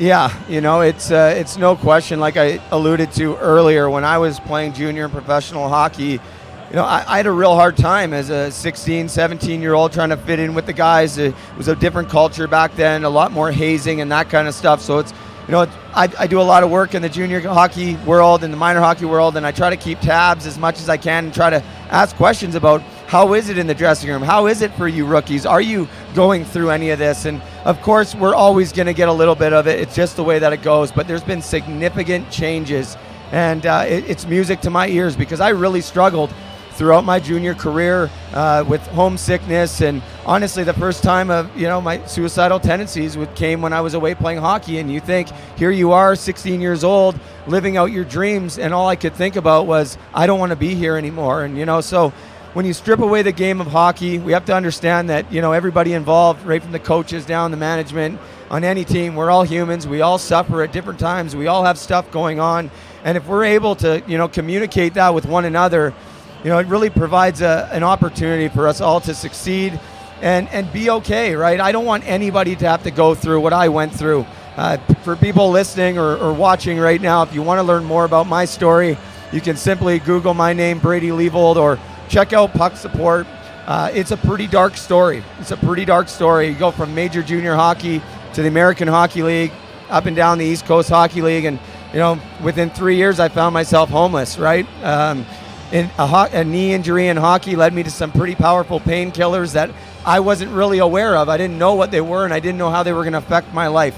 And that's a big thing, is education, right? We need to understand that this is not just a part of hockey. I want kids everywhere to understand that there's a chance you may get injured. If it's not in hockey, it's on the job site. And there's always a time when maybe there's going to be somebody saying, hey, this could be helpful, but there's an other side to it. And that wasn't brought to my attention. And before you know it, everything was gone, and I was severely addicted, and I lost everything. And it was a 10-year struggle, but I'm here today, and I'm proud to say that I'm over 2 years on the right direction and doing everything that I possibly can, not just for myself, more importantly, dedicating my life to world service and the hockey community to make sure that no other hockey player has to go through what I went through and what so many others went through who are no longer here, including my roommate from the American Hockey League, no longer with us. And like I said, there's 72 hockey players that I'm aware of that we've lost in the space of mental health. So, it's out there.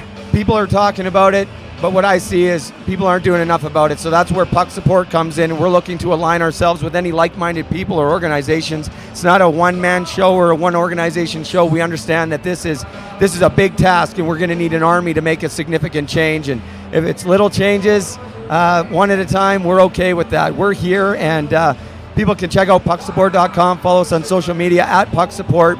We're really working tirelessly behind the scenes, actually, with an organization up here in North Bay.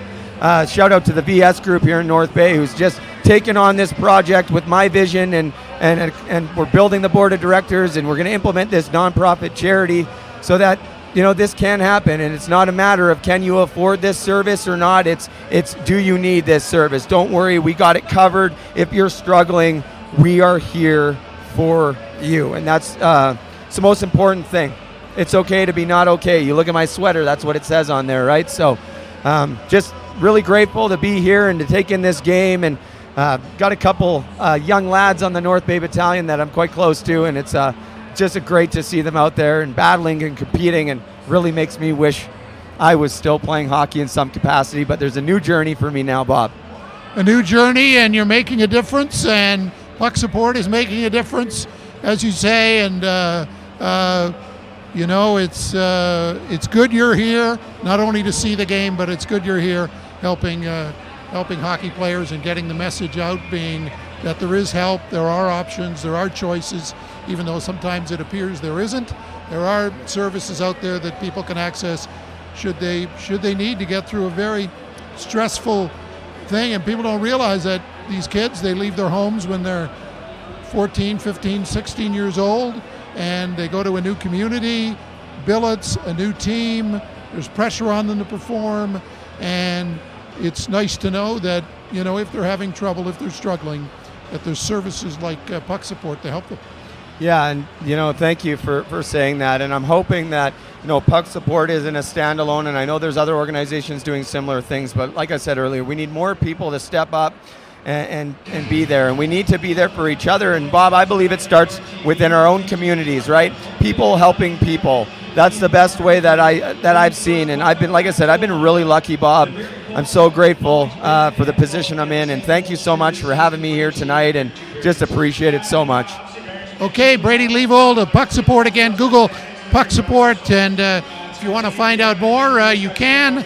And again, it's just great that every year as we go through this, there's more mental health awareness. So important. I know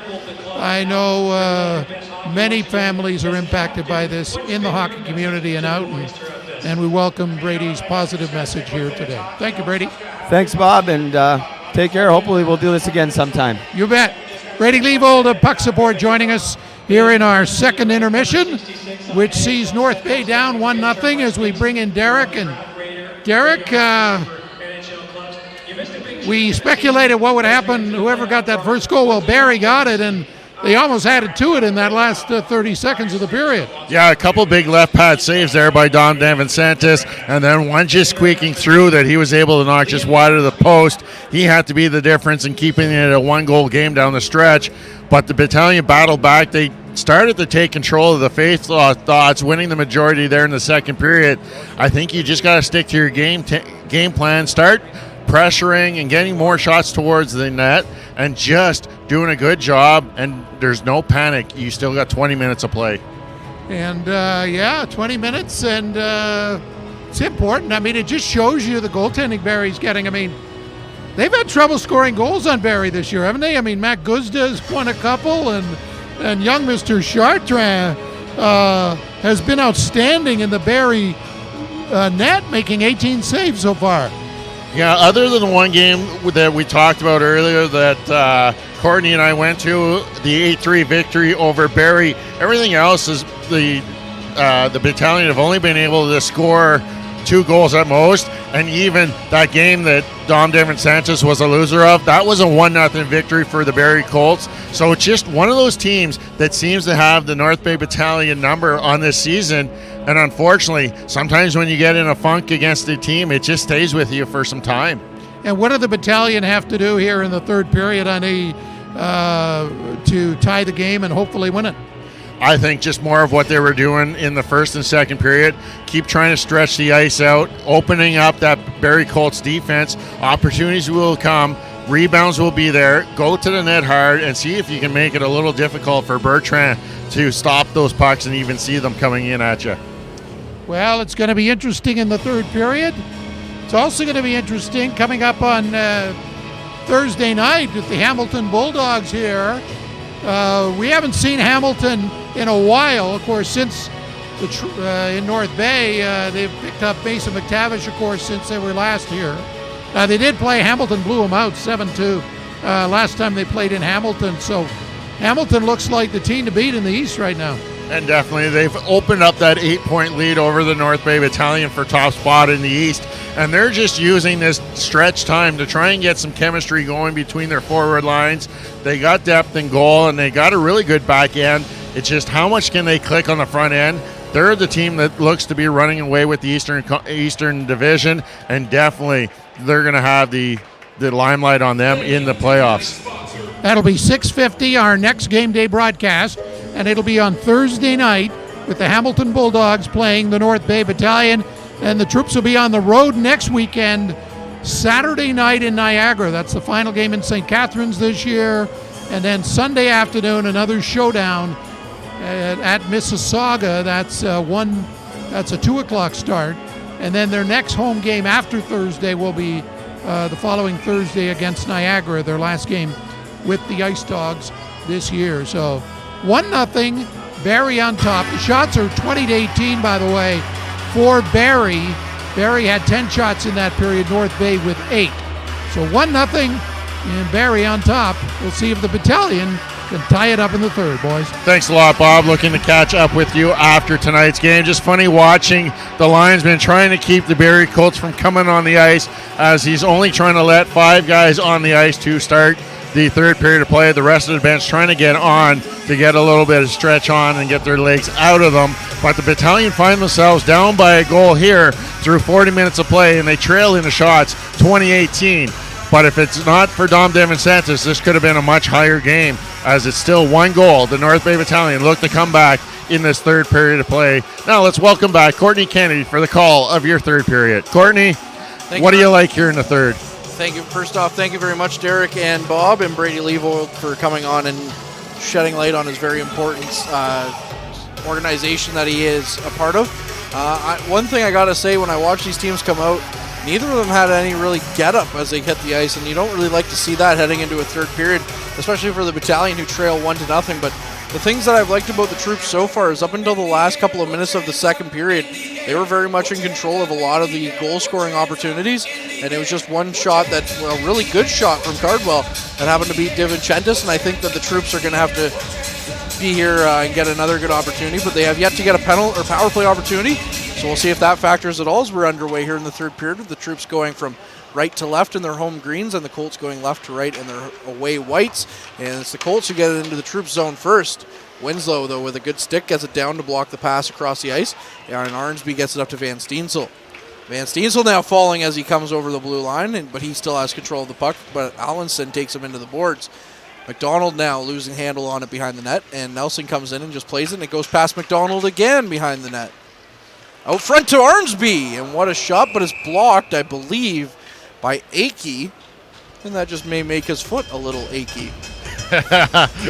I don't know what to say after that one. Is just Arnsby jumping in on that loose puck out in the slot area, just going off the foot there. But that's what the Battalion, they got to keep doing, is forcing the play, try and keep it down here in the offensive zone, moving it left to right, opening up some space, and trying to get quick shots against this goaltender who has looked solid in his OHL debut.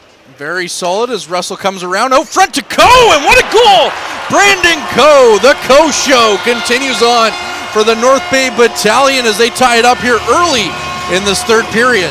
Yeah, Brandon Coe picking up his 32nd goal of the season.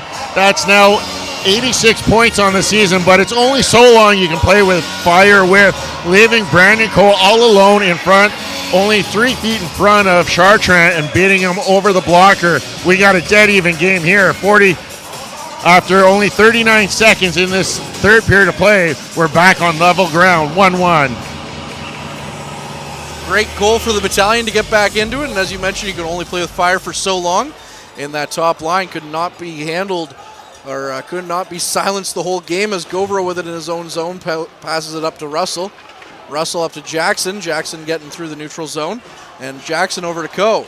Coe, cross ice to Russell, and what a save by Chartrand there as the troops were buzzing for their second in just a few seconds. Cardwell now with it in the Colts zone. He carries it up past the red line. Cardwell over back behind the net for Divinchentis. Divinchentis just stops up long enough for Ladd to get to it, and Tarasevic leaves it and sends it out in the middle of the ice for Podolou. Podolou going up, but he's standing up at the Colts blue line. And the Colts now get it deep in their zone for Punnett. And we're going to get a stoppage in play. And it looks like it's going to be offside. Little delay there on the offside as the arm came up after the North Bay Battalion players were already about 5 feet inside the zone. But another glorious opportunity off of that one-timer by Jackson, just hitting the middle of the net as Chartrand came across from his left to his right to make that save. Absolutely. The Battalion are buzzing here to start the third period, and that's what you like to see, which is good to see that them coming out on the ice and a little lackadaisy didn't really affect their play much at all as the puck's in deep into the Colts zone for Podolou. He sends it out front. Govro with the shot, and it's blocked in front now. Govro with another golden opportunity for the troops. So front to Tarasevic, who takes the sharp angle shot, and he's off the, or that was Podolou rather, and it was off the post. Tarasevic on the far side half wall. Sends it up into the netting, and we'll get another stoppage in play with 18:08 here left in the third. Shots 21-20 in favor of the troops. Exactly what you want to do if you're trailing by one goal, such as the troops were here going into the third period. Capitalize on an early one to tie things up and keep the pressure on. You got a rookie netminder on against you, and if you can get that first one, such as they did, it's almost like the floodgates should open up, and hopefully they can add a couple more here to come away with a victory. Well, just in my experience of watching the NHL, Shalgren, a little bit of the floodgates against him yesterday, and of course, the Leafs media is a little bit silent about the poor rookie netminder here today. Not that I'm bitter or anything, but Wakely losing the face-off here, and now he gets it behind the net. Wakely out front to Lucan. Lucan with the shot, it's wide. It's out to Christopoulos at the point. Christopoulos carries it up to the half wall. He loses the handle of it, and the puck's just chipped out and over into the Barrie Colts bench, and we'll have another stoppage in play.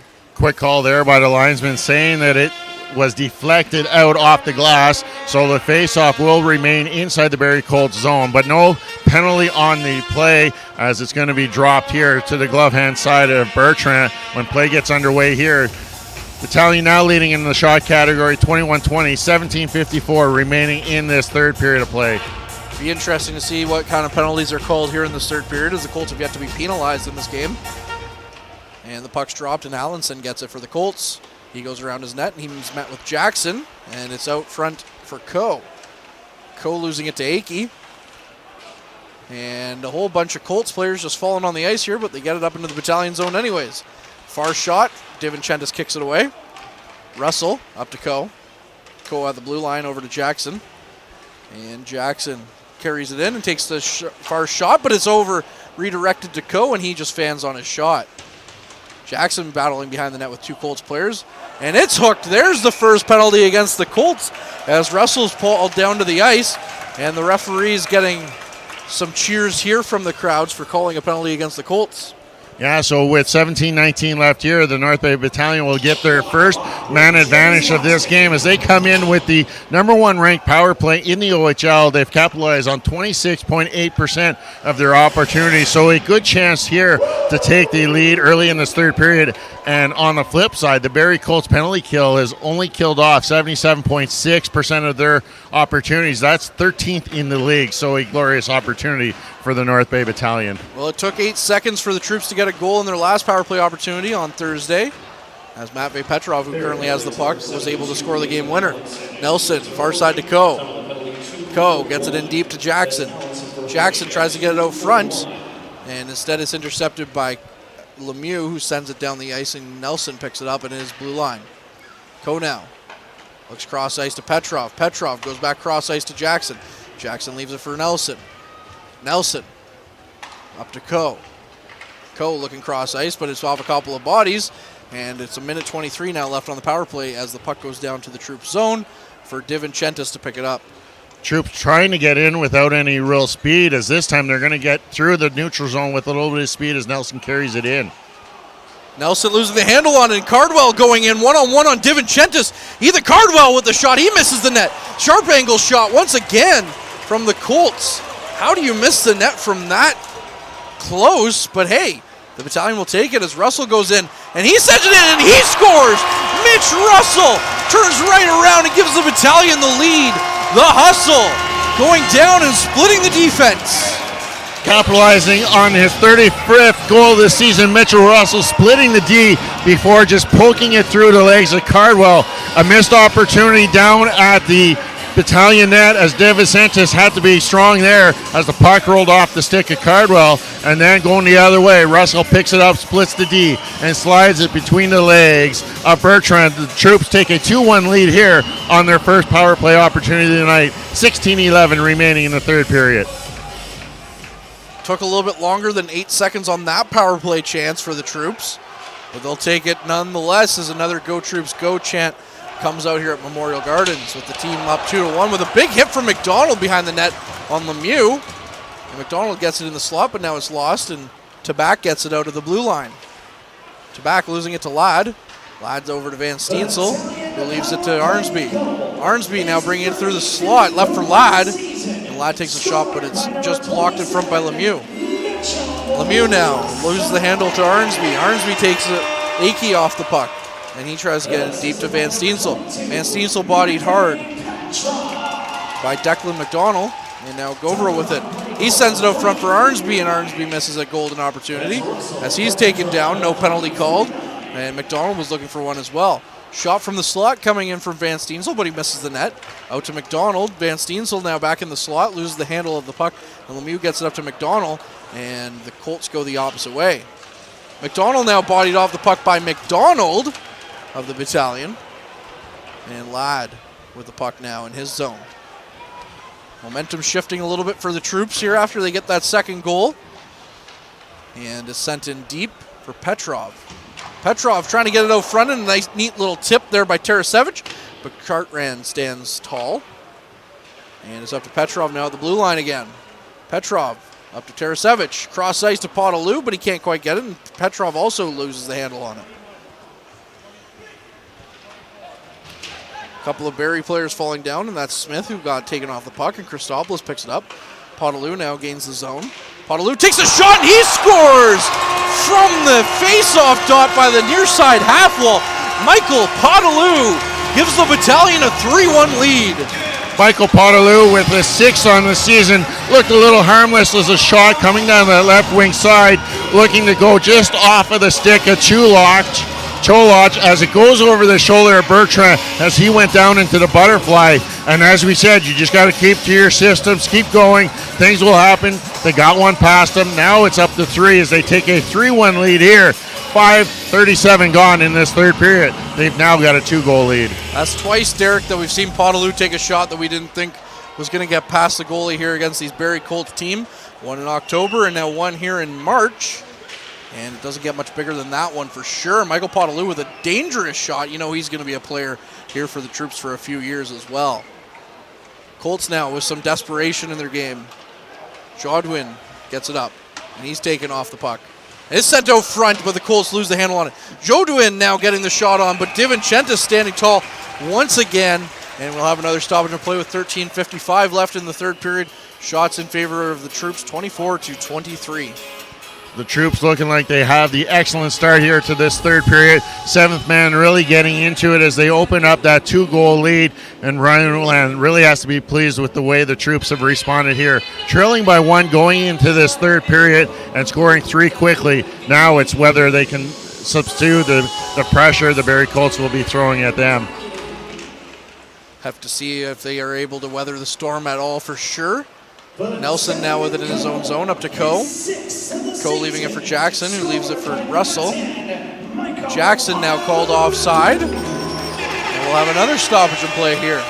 a little bit of a confusion there at the blue line, is really either team really had control of the puck, as the Battalion were about a couple steps inside before the puck crossed. Offside the call, with the faceoff coming right inside the Barrie, right in front of the Barrie Colts bench.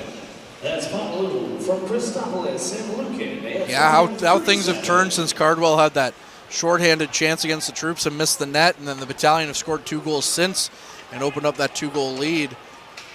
Puck goes in deep to the Battalion zone, but it's considered offside, so the puck's going to be taken all the way back down to the Colts zone. We'll have a face-off down near Chartrand's net. Just getting you caught up on the scoring plays. Brandon Coe with that opening goal for Mitchell Russell. The second one was Mitchell Russell on the power play. Matvey Petrov picking up the lone assist, and then Christopoulos picking up the only assist on the Poterloo goal. So that catches you up on the last 3 Battalion scoring plays. Fast and furious here to start this third period.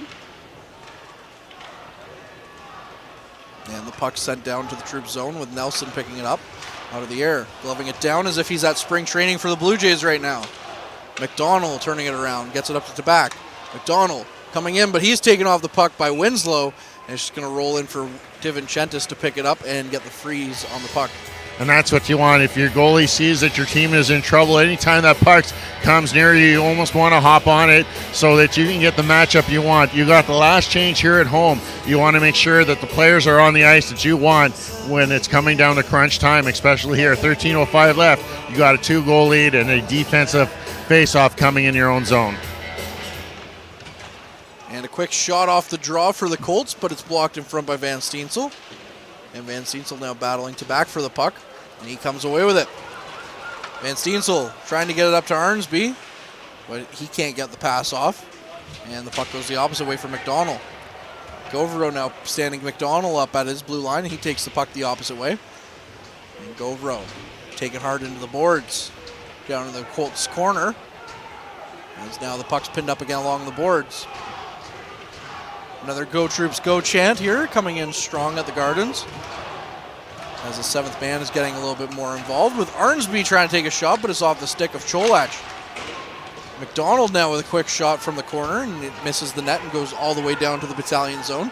So it'll kill some time for the Battalion. And Punnett now with it as the puck gets back down into the Colts zone. Punnett skating it over the neutral zone, over to Haight. Haight now stopping up. Haight gets it back to Petrov, and Petrov picking it off. Over to Poterloo to Tarasevich. Back to Poterloo, the goal scorer. And he takes Punnett into the corner, and they lose the puck, but then the Colts pick it back right back up. Haight now coming up with it. Haight over the blue line. He gets it into the the Battalion zone. And he's taken off into the boards.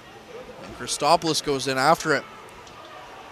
A little bit pinned up now for Lukin as Tarasevich gets the puck out, and he gives it off to Petrov. Petrov going in. He gets it over to Tarasevich, but it's just out of his reach as he would have been home free. It's now out front of the net as the Colts kind of just playing with the puck in their own zone a little bit, getting to be a little bit dangerous. But instead, it's all the way down to the Battalion zone for Lukin, who sends it quickly up to Tarasevich. They're going to catch the Colts on a bit of a change. Tarasevich holding it now near the blue line as he's got Wakely and Outwater with him. Wakely looks to walk it out with front, and he does, but he can't get a shot away. Wakely fanning on the pass, and the Colts pick it up, and Cholach just sends it down, and Winslow missing the puck. Winslow sends it up, and Cholach with it. Archer Cholach getting taken off the puck behind the Battalion net as it's up to Romani at the far side half wall. And the puck is up off a stick and well out of play, so we're going to get another stoppage and play here. 10:41 left in the third period. Barrie Colts are going to have to look to try and stretch the ice themselves. If they're trailing by 2, they're going to have to try and push the envelope to try and get a couple goals here to get back on even ground. North Bay Battalion looking just to play solid defense, making sure they have numbers back. And if you're a defender taking that shot from the blue line, you want to make it get through to the goal area, because any shot going the other way could be dangerous here. Absolutely, and it's been mostly all Battalion since they scored the first goal. But it's still, the Barrie is still pressing as Coe goes in and beats out the icing. And now it's Russell and Coe in the corner. Russell up to the far side half wall, and they're going to chip it down. And it's going to go into a bench. And we're going to get another stoppage and play here, Derek. Yeah, sure disappeared there on the far side into one of the benches as it just comes out now from the North Bay Battalion. So a good job, and that's what you want to do is just keep forcing the Barrie Colts to try and dump it out, not make those direct passes to get any speed going through the neutral zone. If you can clog up that neutral zone, you're really going to slow down the Barrie Colts offense and allow players to get back into the defensive zone for coverage. Absolutely, as the Colts win the face-off in their own zone. And Cardwell sends it up, and Winslow gets it. And he sends it back up to the Barrie bench. And Winslow gets it again in the neutral zone, but kicks it away. Cholach over to Lemieux. Lemieux up the ice. Cardwell. Cardwell trying to get it out to the neutral, or through the middle of the ice. And instead of stopped by Nelson, who gets it to Coe, who brings it into the neutral zone. Coe taking off the puck. And it's lost behind the net of the Colts. Colts try it again, coming in with Cardwell. And Cardwell with a big pass misses it, and now it's McDonald going up ice with Jackson. And he leaves it behind for Russell. Russell over to Jackson, who takes a shot, and it's well wide of the net. So no shot on goal for Jackson on that one. 9.5 minutes to go here as York turns around and sends it up for Cardwell, or Vierling. Vierling over to Cardwell. Cardwell just chips it in, and it's left there for Van Steensel, who gets it past Tiller at the blue line. Outwater, Van Steensel over to McDonald. McDonald with the shot, and he misses the net. We're not used to seeing McDonald miss the net. Usually it's going in the back of the net. But you win some, you lose some as the Troops now back at the blue line. And it's left out for McDonald. McDonald with the shot on DiVincentis. And it's behind the net now as Arnsby's taking it hard to the boards. And McDonald for the Battalion sends it up to Ladd, the Windsor connection. As the two coming over from a trade from the Windsor Spitfires earlier this year.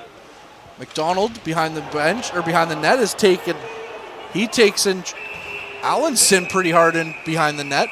And Allenson's not very happy about it. Gets up and has a few words for him. So there's a penalty coming up to McDonald when play returns. But for now, we're going to send things over to Mr. Bob Coles to talk all about the game and, of course, the post-game show. Post-game show, well, we'll see what it's like. North Bay up 3-1. So far, so good. But Barrie has a big power play coming up and a chance to make it a tense last few minutes. But, yeah, North Bay ties it on the co-play in front, and then Barrie had a great chance on a breakaway to take a 2-1 lead and get momentum back, but unable to beat DiVincentis. And then Mitchell Russell comes down to make it 2-1. And how about Michael Podoluk's goal? My goodness, what a shot. That was a goal scorer's goal right there. So North Bay up 3-1. I know Arnsby took a hit just before the McDonald hit, and he wasn't happy there was no call. So we'll see if this game gets out of hand or not. 23-35 the attendance, and we'll have the post-game show. We'll talk to Coach Houlihan, and don't forget North Bay's next game and our next game Thursday night against Hamilton boys. Thanks a lot, Bob. Looking forward to post-game with you after tonight's festivities. 8:40 here remaining in the third period. The Barrie Colts will be going to their third power play of this game. Liam Arnsby right back out there, so it doesn't look worse for wear as he took that hit right to the same knee that he just missed some time with. Yeah, good to see Liam back out there. This is back to Akey on the blue line. And the Colts getting some movement around now. Cardwell back to Matthews, back to Akey. Akey over to Lemieux. Lemieux looking to take a shot, but instead sends it back to the point for Akey. Akey back to Matthews. Akey over to Lemieux on the near side. Lemieux looking to behind the net for his teammate of Jelsma. And it's going to go back out, and the Battalion have it with Arnsby with some speed through the neutral zone. Arnsby shoots it up, but he can't quite get it on net as it's blocked in front by Matthews. And now Cardwell goes the other way with some speed. Cardwell going in over the blue line, leaves it for Matthews. And there's going to be a shot on net there by Tabak, and it misses the net entirely.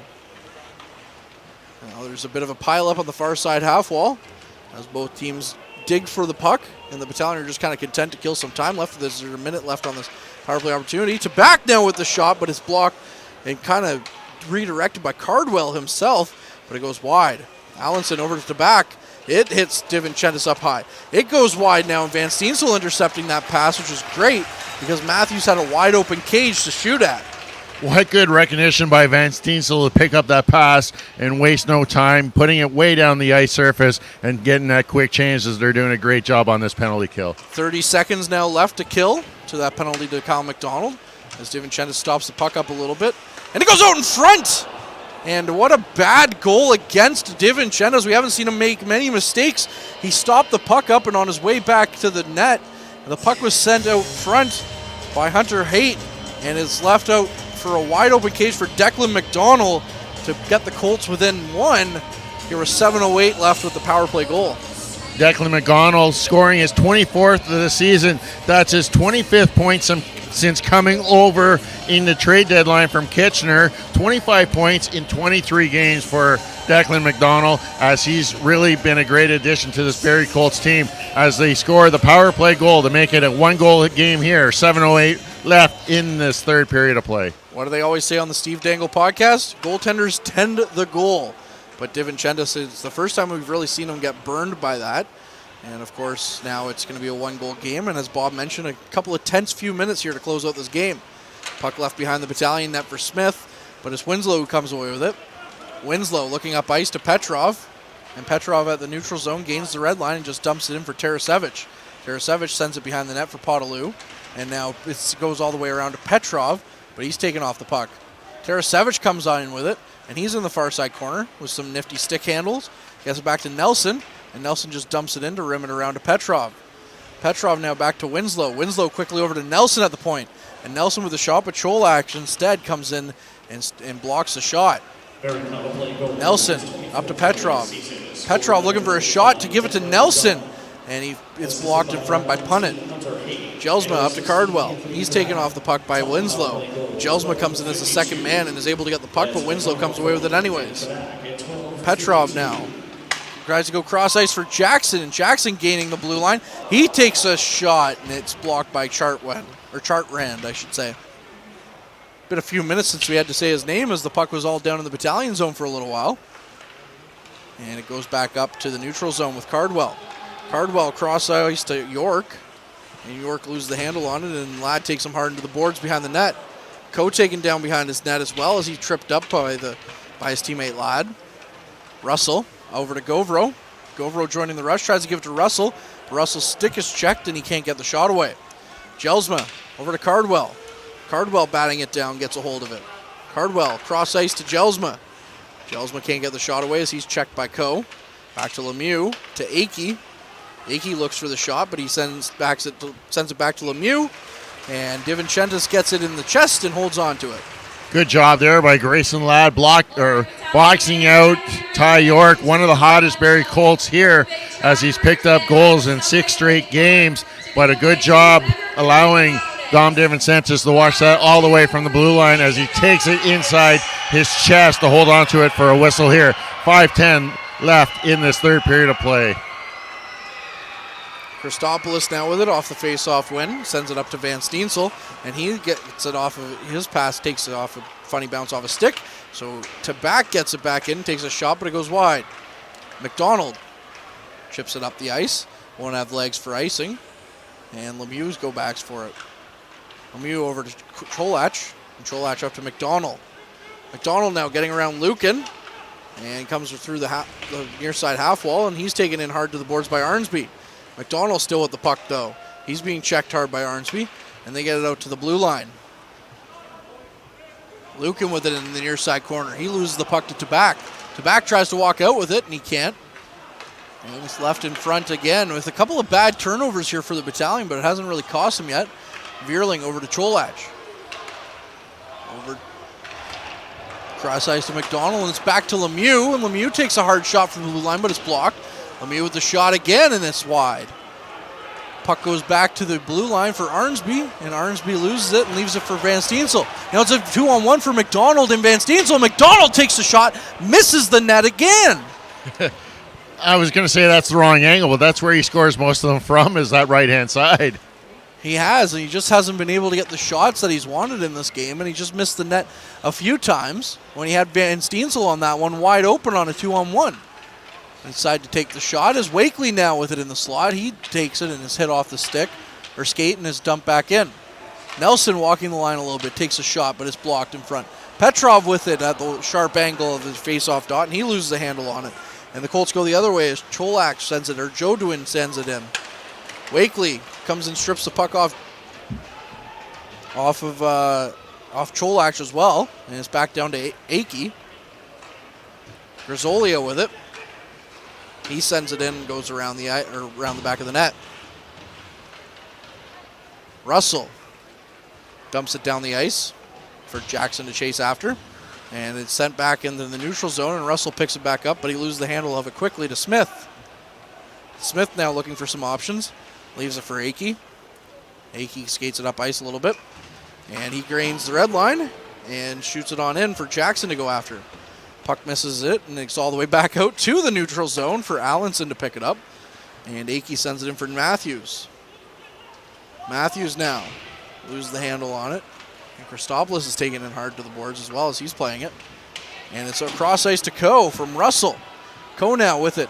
Coe looking to go in, and he misses Jackson. Russell picks it up at the point. He skates it in. He's looking for an outlet pass. He sends it out to Jackson. Jackson back to Ladd. Ladd looks to take the shot. He gives it to Russell. And what a weird-looking glove save by Chartrand as he had to come across his body and makes that grab. Just looked a little uncomfortable on that, but still 2:12 left here in the third. We're 3-2 for the Battalion. Good pushback here by the North Bay Battalion, trying to keep the puck down in the Barrie Colts zone. But yeah, a little bit of a weird-looking glove save. Never do you really want to cross your body with your glove to make that save that's on your opposite shoulder. But there, Bertrand making a nice save to hold on to it with Chartrand making that save, with 2:09 left here in this third period. Punnin with it off the face-off. He gets it down to the Battalion zone, but Nelson picks it up. We'll have to keep an eye on Chartrand for you as we're getting down to that time where we might pull the goalie. And Lemieux goes after it in his own zone. Van Steensel chasing him. They leave it for Punnett, and it looks like Chartrand's going to go off to the bench now.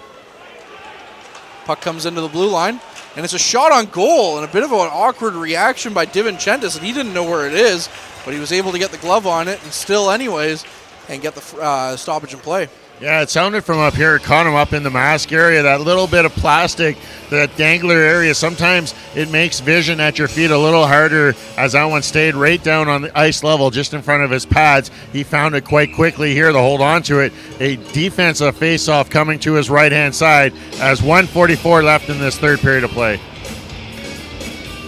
Face-off coming to the blocker's side of DiVincentis, and it's one back to the point for Allenson. He takes a shot, and it goes wide. To back now with it. And Allenson with the shot again from the point, and is stopped by DiVincentis. So the Colts out there with 6 players now, as they do have the extra body out there since Chartrand has been pulled. A little shaky there on that blocker save. You got to question that one. It kind of looked like he caught it with his jersey, missing it with his blocker as he tried to angle that into the corner. But again, fortunate it got caught up in his jersey and fell right there to his feet. He's able to find it quickly as there was no rebound for any Barrie Colt player. No, and off the face-off, Van Steensel just sends it down the ice, but it's not going to have the legs to get to the net or icing. And Vierling stops it up, leaves it for Allenson. Now it's left for McDonald. Arnsby takes a bit of a whack at him, and they lose the puck and send it in deep to Ladd. Ladd tries to rim it around, and it's all the way out with 1:14 left on the clock. And Allenson recollects the puck in his own zone. Allenson looking up ice. He leaves it as Haight comes up with it. Haight now over the blue line. Leaves it for McDonald. McDonald rims it around the back of the boards. It's left for Vierling to Allenson. What a great save by DiVincentis, but a big, juicy rebound, and they can't get it as Christopoulos is diving to block the shot. We're under a minute left to play now, and the puck comes over to back, and a save by DiVincentis off the stick, or butt end of his stick as well. To back now, or Haight coming in with a shot. It's off the bend boards. Back out to Vierling, to Allenson, to back to Vierling, over McDonald. McDonald tries to go and get it in the corner, but he can't.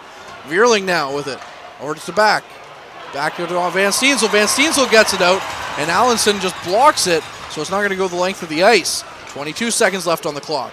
Over to Cardwell. Cardwell brings it back into the Battalion zone to McDonald. McDonald now is taken to the boards as Ladd just decides to pin it up there and try to kill the last few seconds here. 11 seconds now left. It pucks out to Vierling, and it looks like it's going to go out of the zone, and the Colts are going to have to come out quickly with 5 seconds left. McDonald now looking to get it back in. He decides to take one last Hail Mary, and the puck is out. And the Battalion skate away with a 3-2 victory over the Barrie Colts here at North Bay Memorial Gardens. Yeah, what a great pressure there by the Barrie Colts. That final minute 14, almost like it went against them as they weren't able to get a face-off in the North Bay zone and still had that timeout in your pocket to try and set up a play. But the North Bay Battalion hold on in the final 9 seconds as Dom DeVincentis made a couple brilliant saves there to keep this a 3-2 goal game as the North Bay Battalion extend their winning streak to 11 on home ice. Now let's bring in Bob Coles for your post-game comments. Thank you very much, Derek. Yes, an old-fashioned thriller, you could call that one, for the North Bay Battalion. They trail coming into the third period, get 3 quick ones, give up one late, and then have to hold on for dear life. But they get the 2 points and stay in first place by 2 points over the Mississauga Steelheads with 2 games in hand. Mississauga down to 8 games, North Bay 10. So an exciting game this afternoon. And the 2,300 folks who ventured out on a beautiful day in North Bay, by the way, are leaving smiling as the hometown troops win again.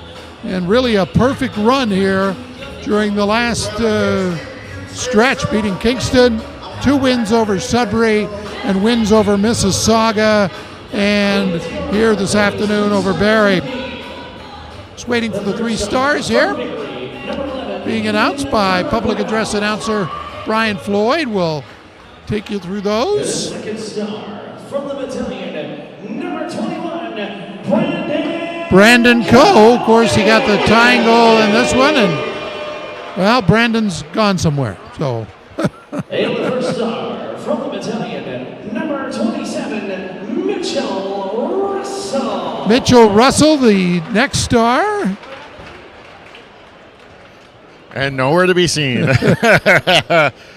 Someone, little slip up down there at near the home dressing room. So, well, we got to anyway. Let's check the OHL scoreboard from today. Guelph and Kitchener are tied at 2. Mississauga won 4-1 over Peterborough. The Steelheads play the Battalion next Sunday in Mississauga. Sudbury and Niagara are 3-3.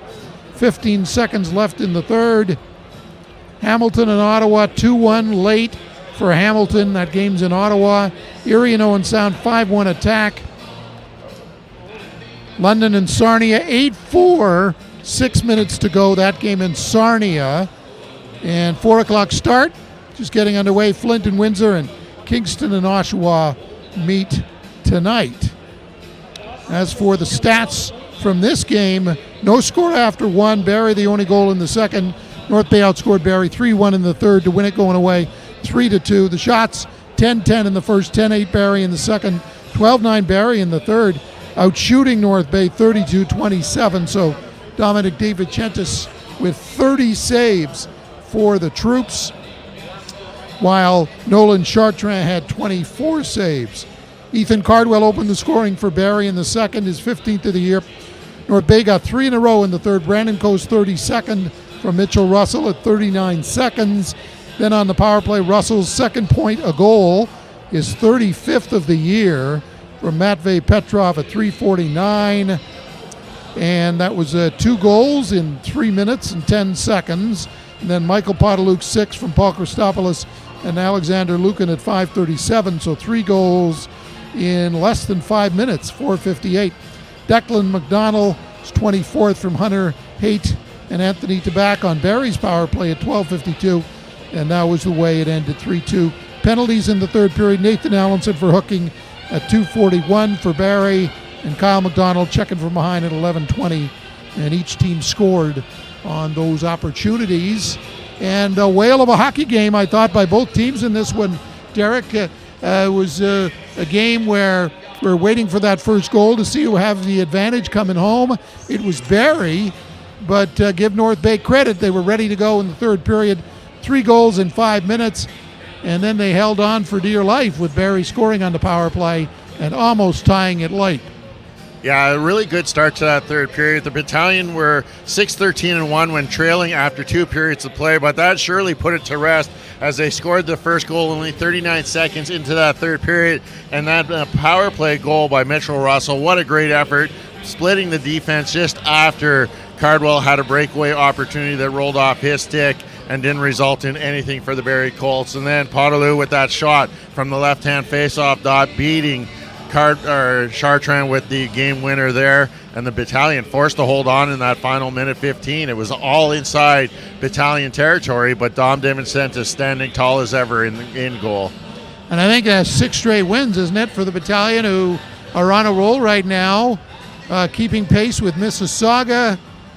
7 straight, I'm corrected, but they are on a roll, and they're winning games that aren't high scoring. You know, they had those two big blowout wins over Sudbury, 2-1. They win late over Mississauga on Thursday, and 3-2 today, and they hold off Barrie late to get the 2 regulation points. Yeah, back-to-back games, 1-goal games. That's also another one of their best scoring attributes, is that they're now 11-6-3 in 1-goal games. So they seem to be always coming out in the upper side of those 1-goal games. And again tonight, being able to hold on, it's just their presence, and there's no commitment. I seen Paul Christopoulos go down and block at least 4 or 5 shots tonight.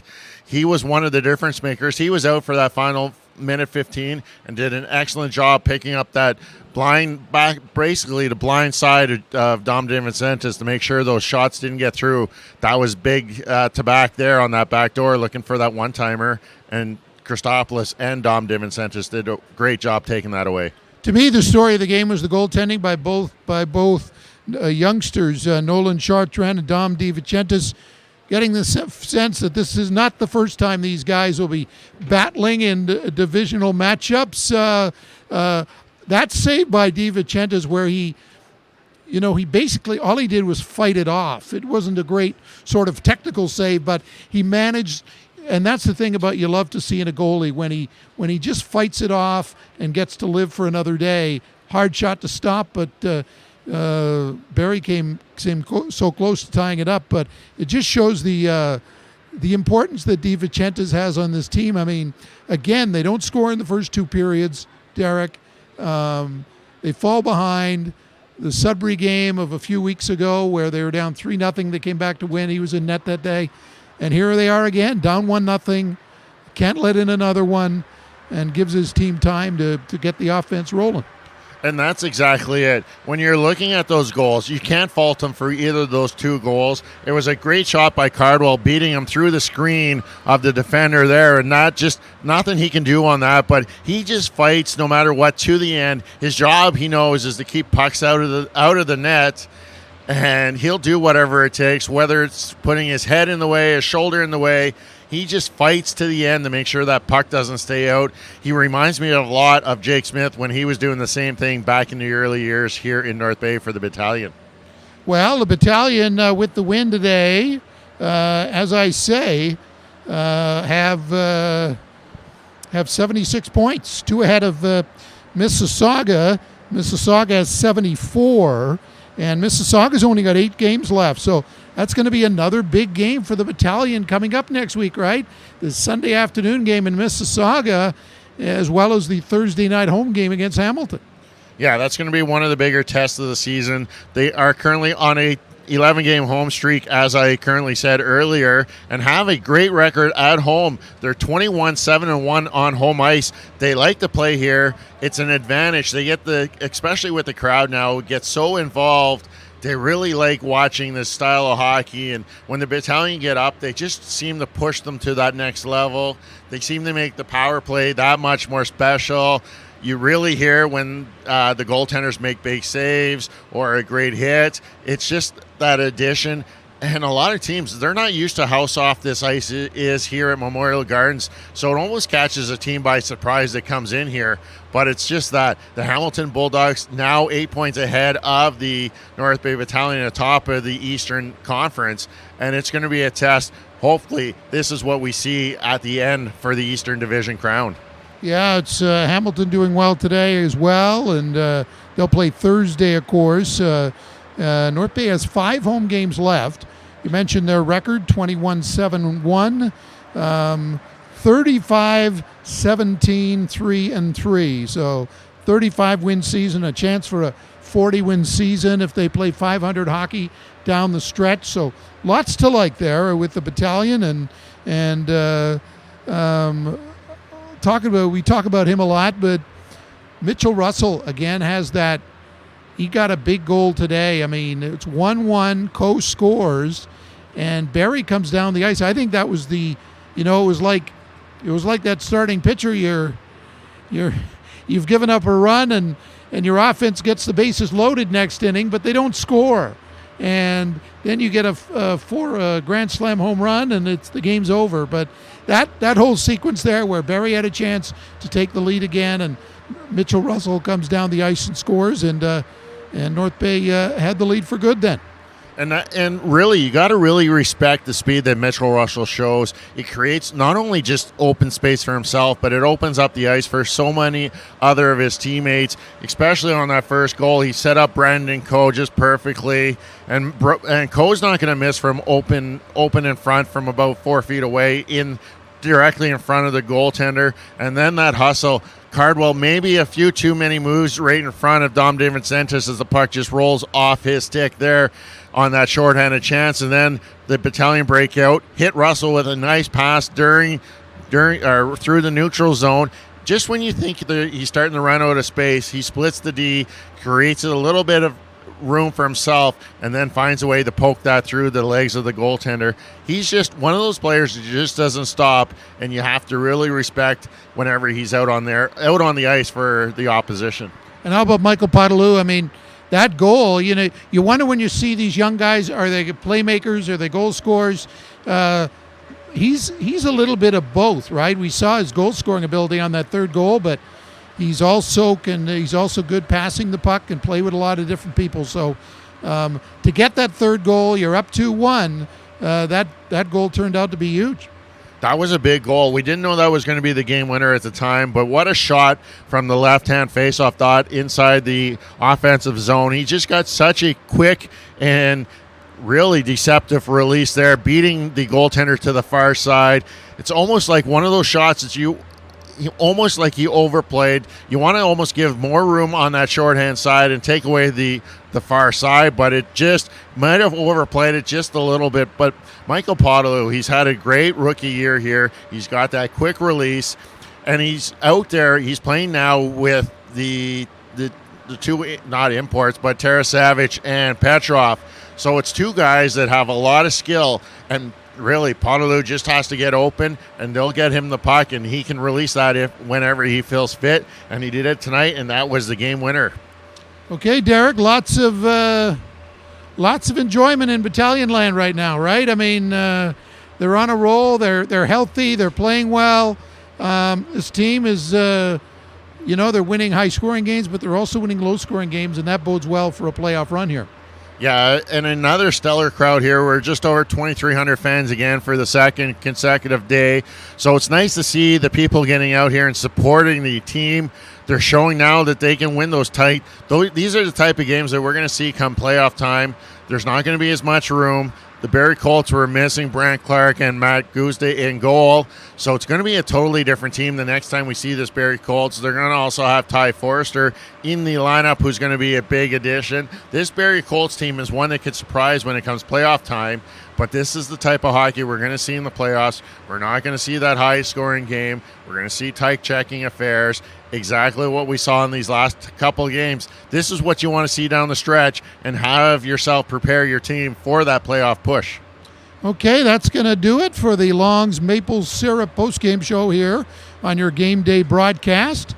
Again, the Battalion beat Barrie 3-2, the final score. North Bay's next game is our next game, Thursday night against the Hamilton Bulldogs. That'll be a 6:50 on-air broadcast. We hope you can join us then as the Battalion go for their 8th straight. It's a key game in the OHL, one of the games of the week. Hamilton leading the Eastern Conference. North Bay right now, number 2 in the Eastern Conference. 4th and final meeting of the regular season. And then the Battalion will hit the road for games in St. Catharines against Niagara on Saturday and Mississauga a week from today, a matinee, before they're back home for their game in the final day of March against the Ice Dogs. So again, the final today, the North Bay Battalion edged the Barrie Colts 3-2. We thank Ben Long, who does all the bells and whistles. We couldn't put this on without Ben's efforts. And, of course, Courtney Kenny on the play-by-play and Derek Lindemann with the color. I'm Bob Coles. 3-2, the Battalion beat the Colts. Good afternoon from Memorial Gardens.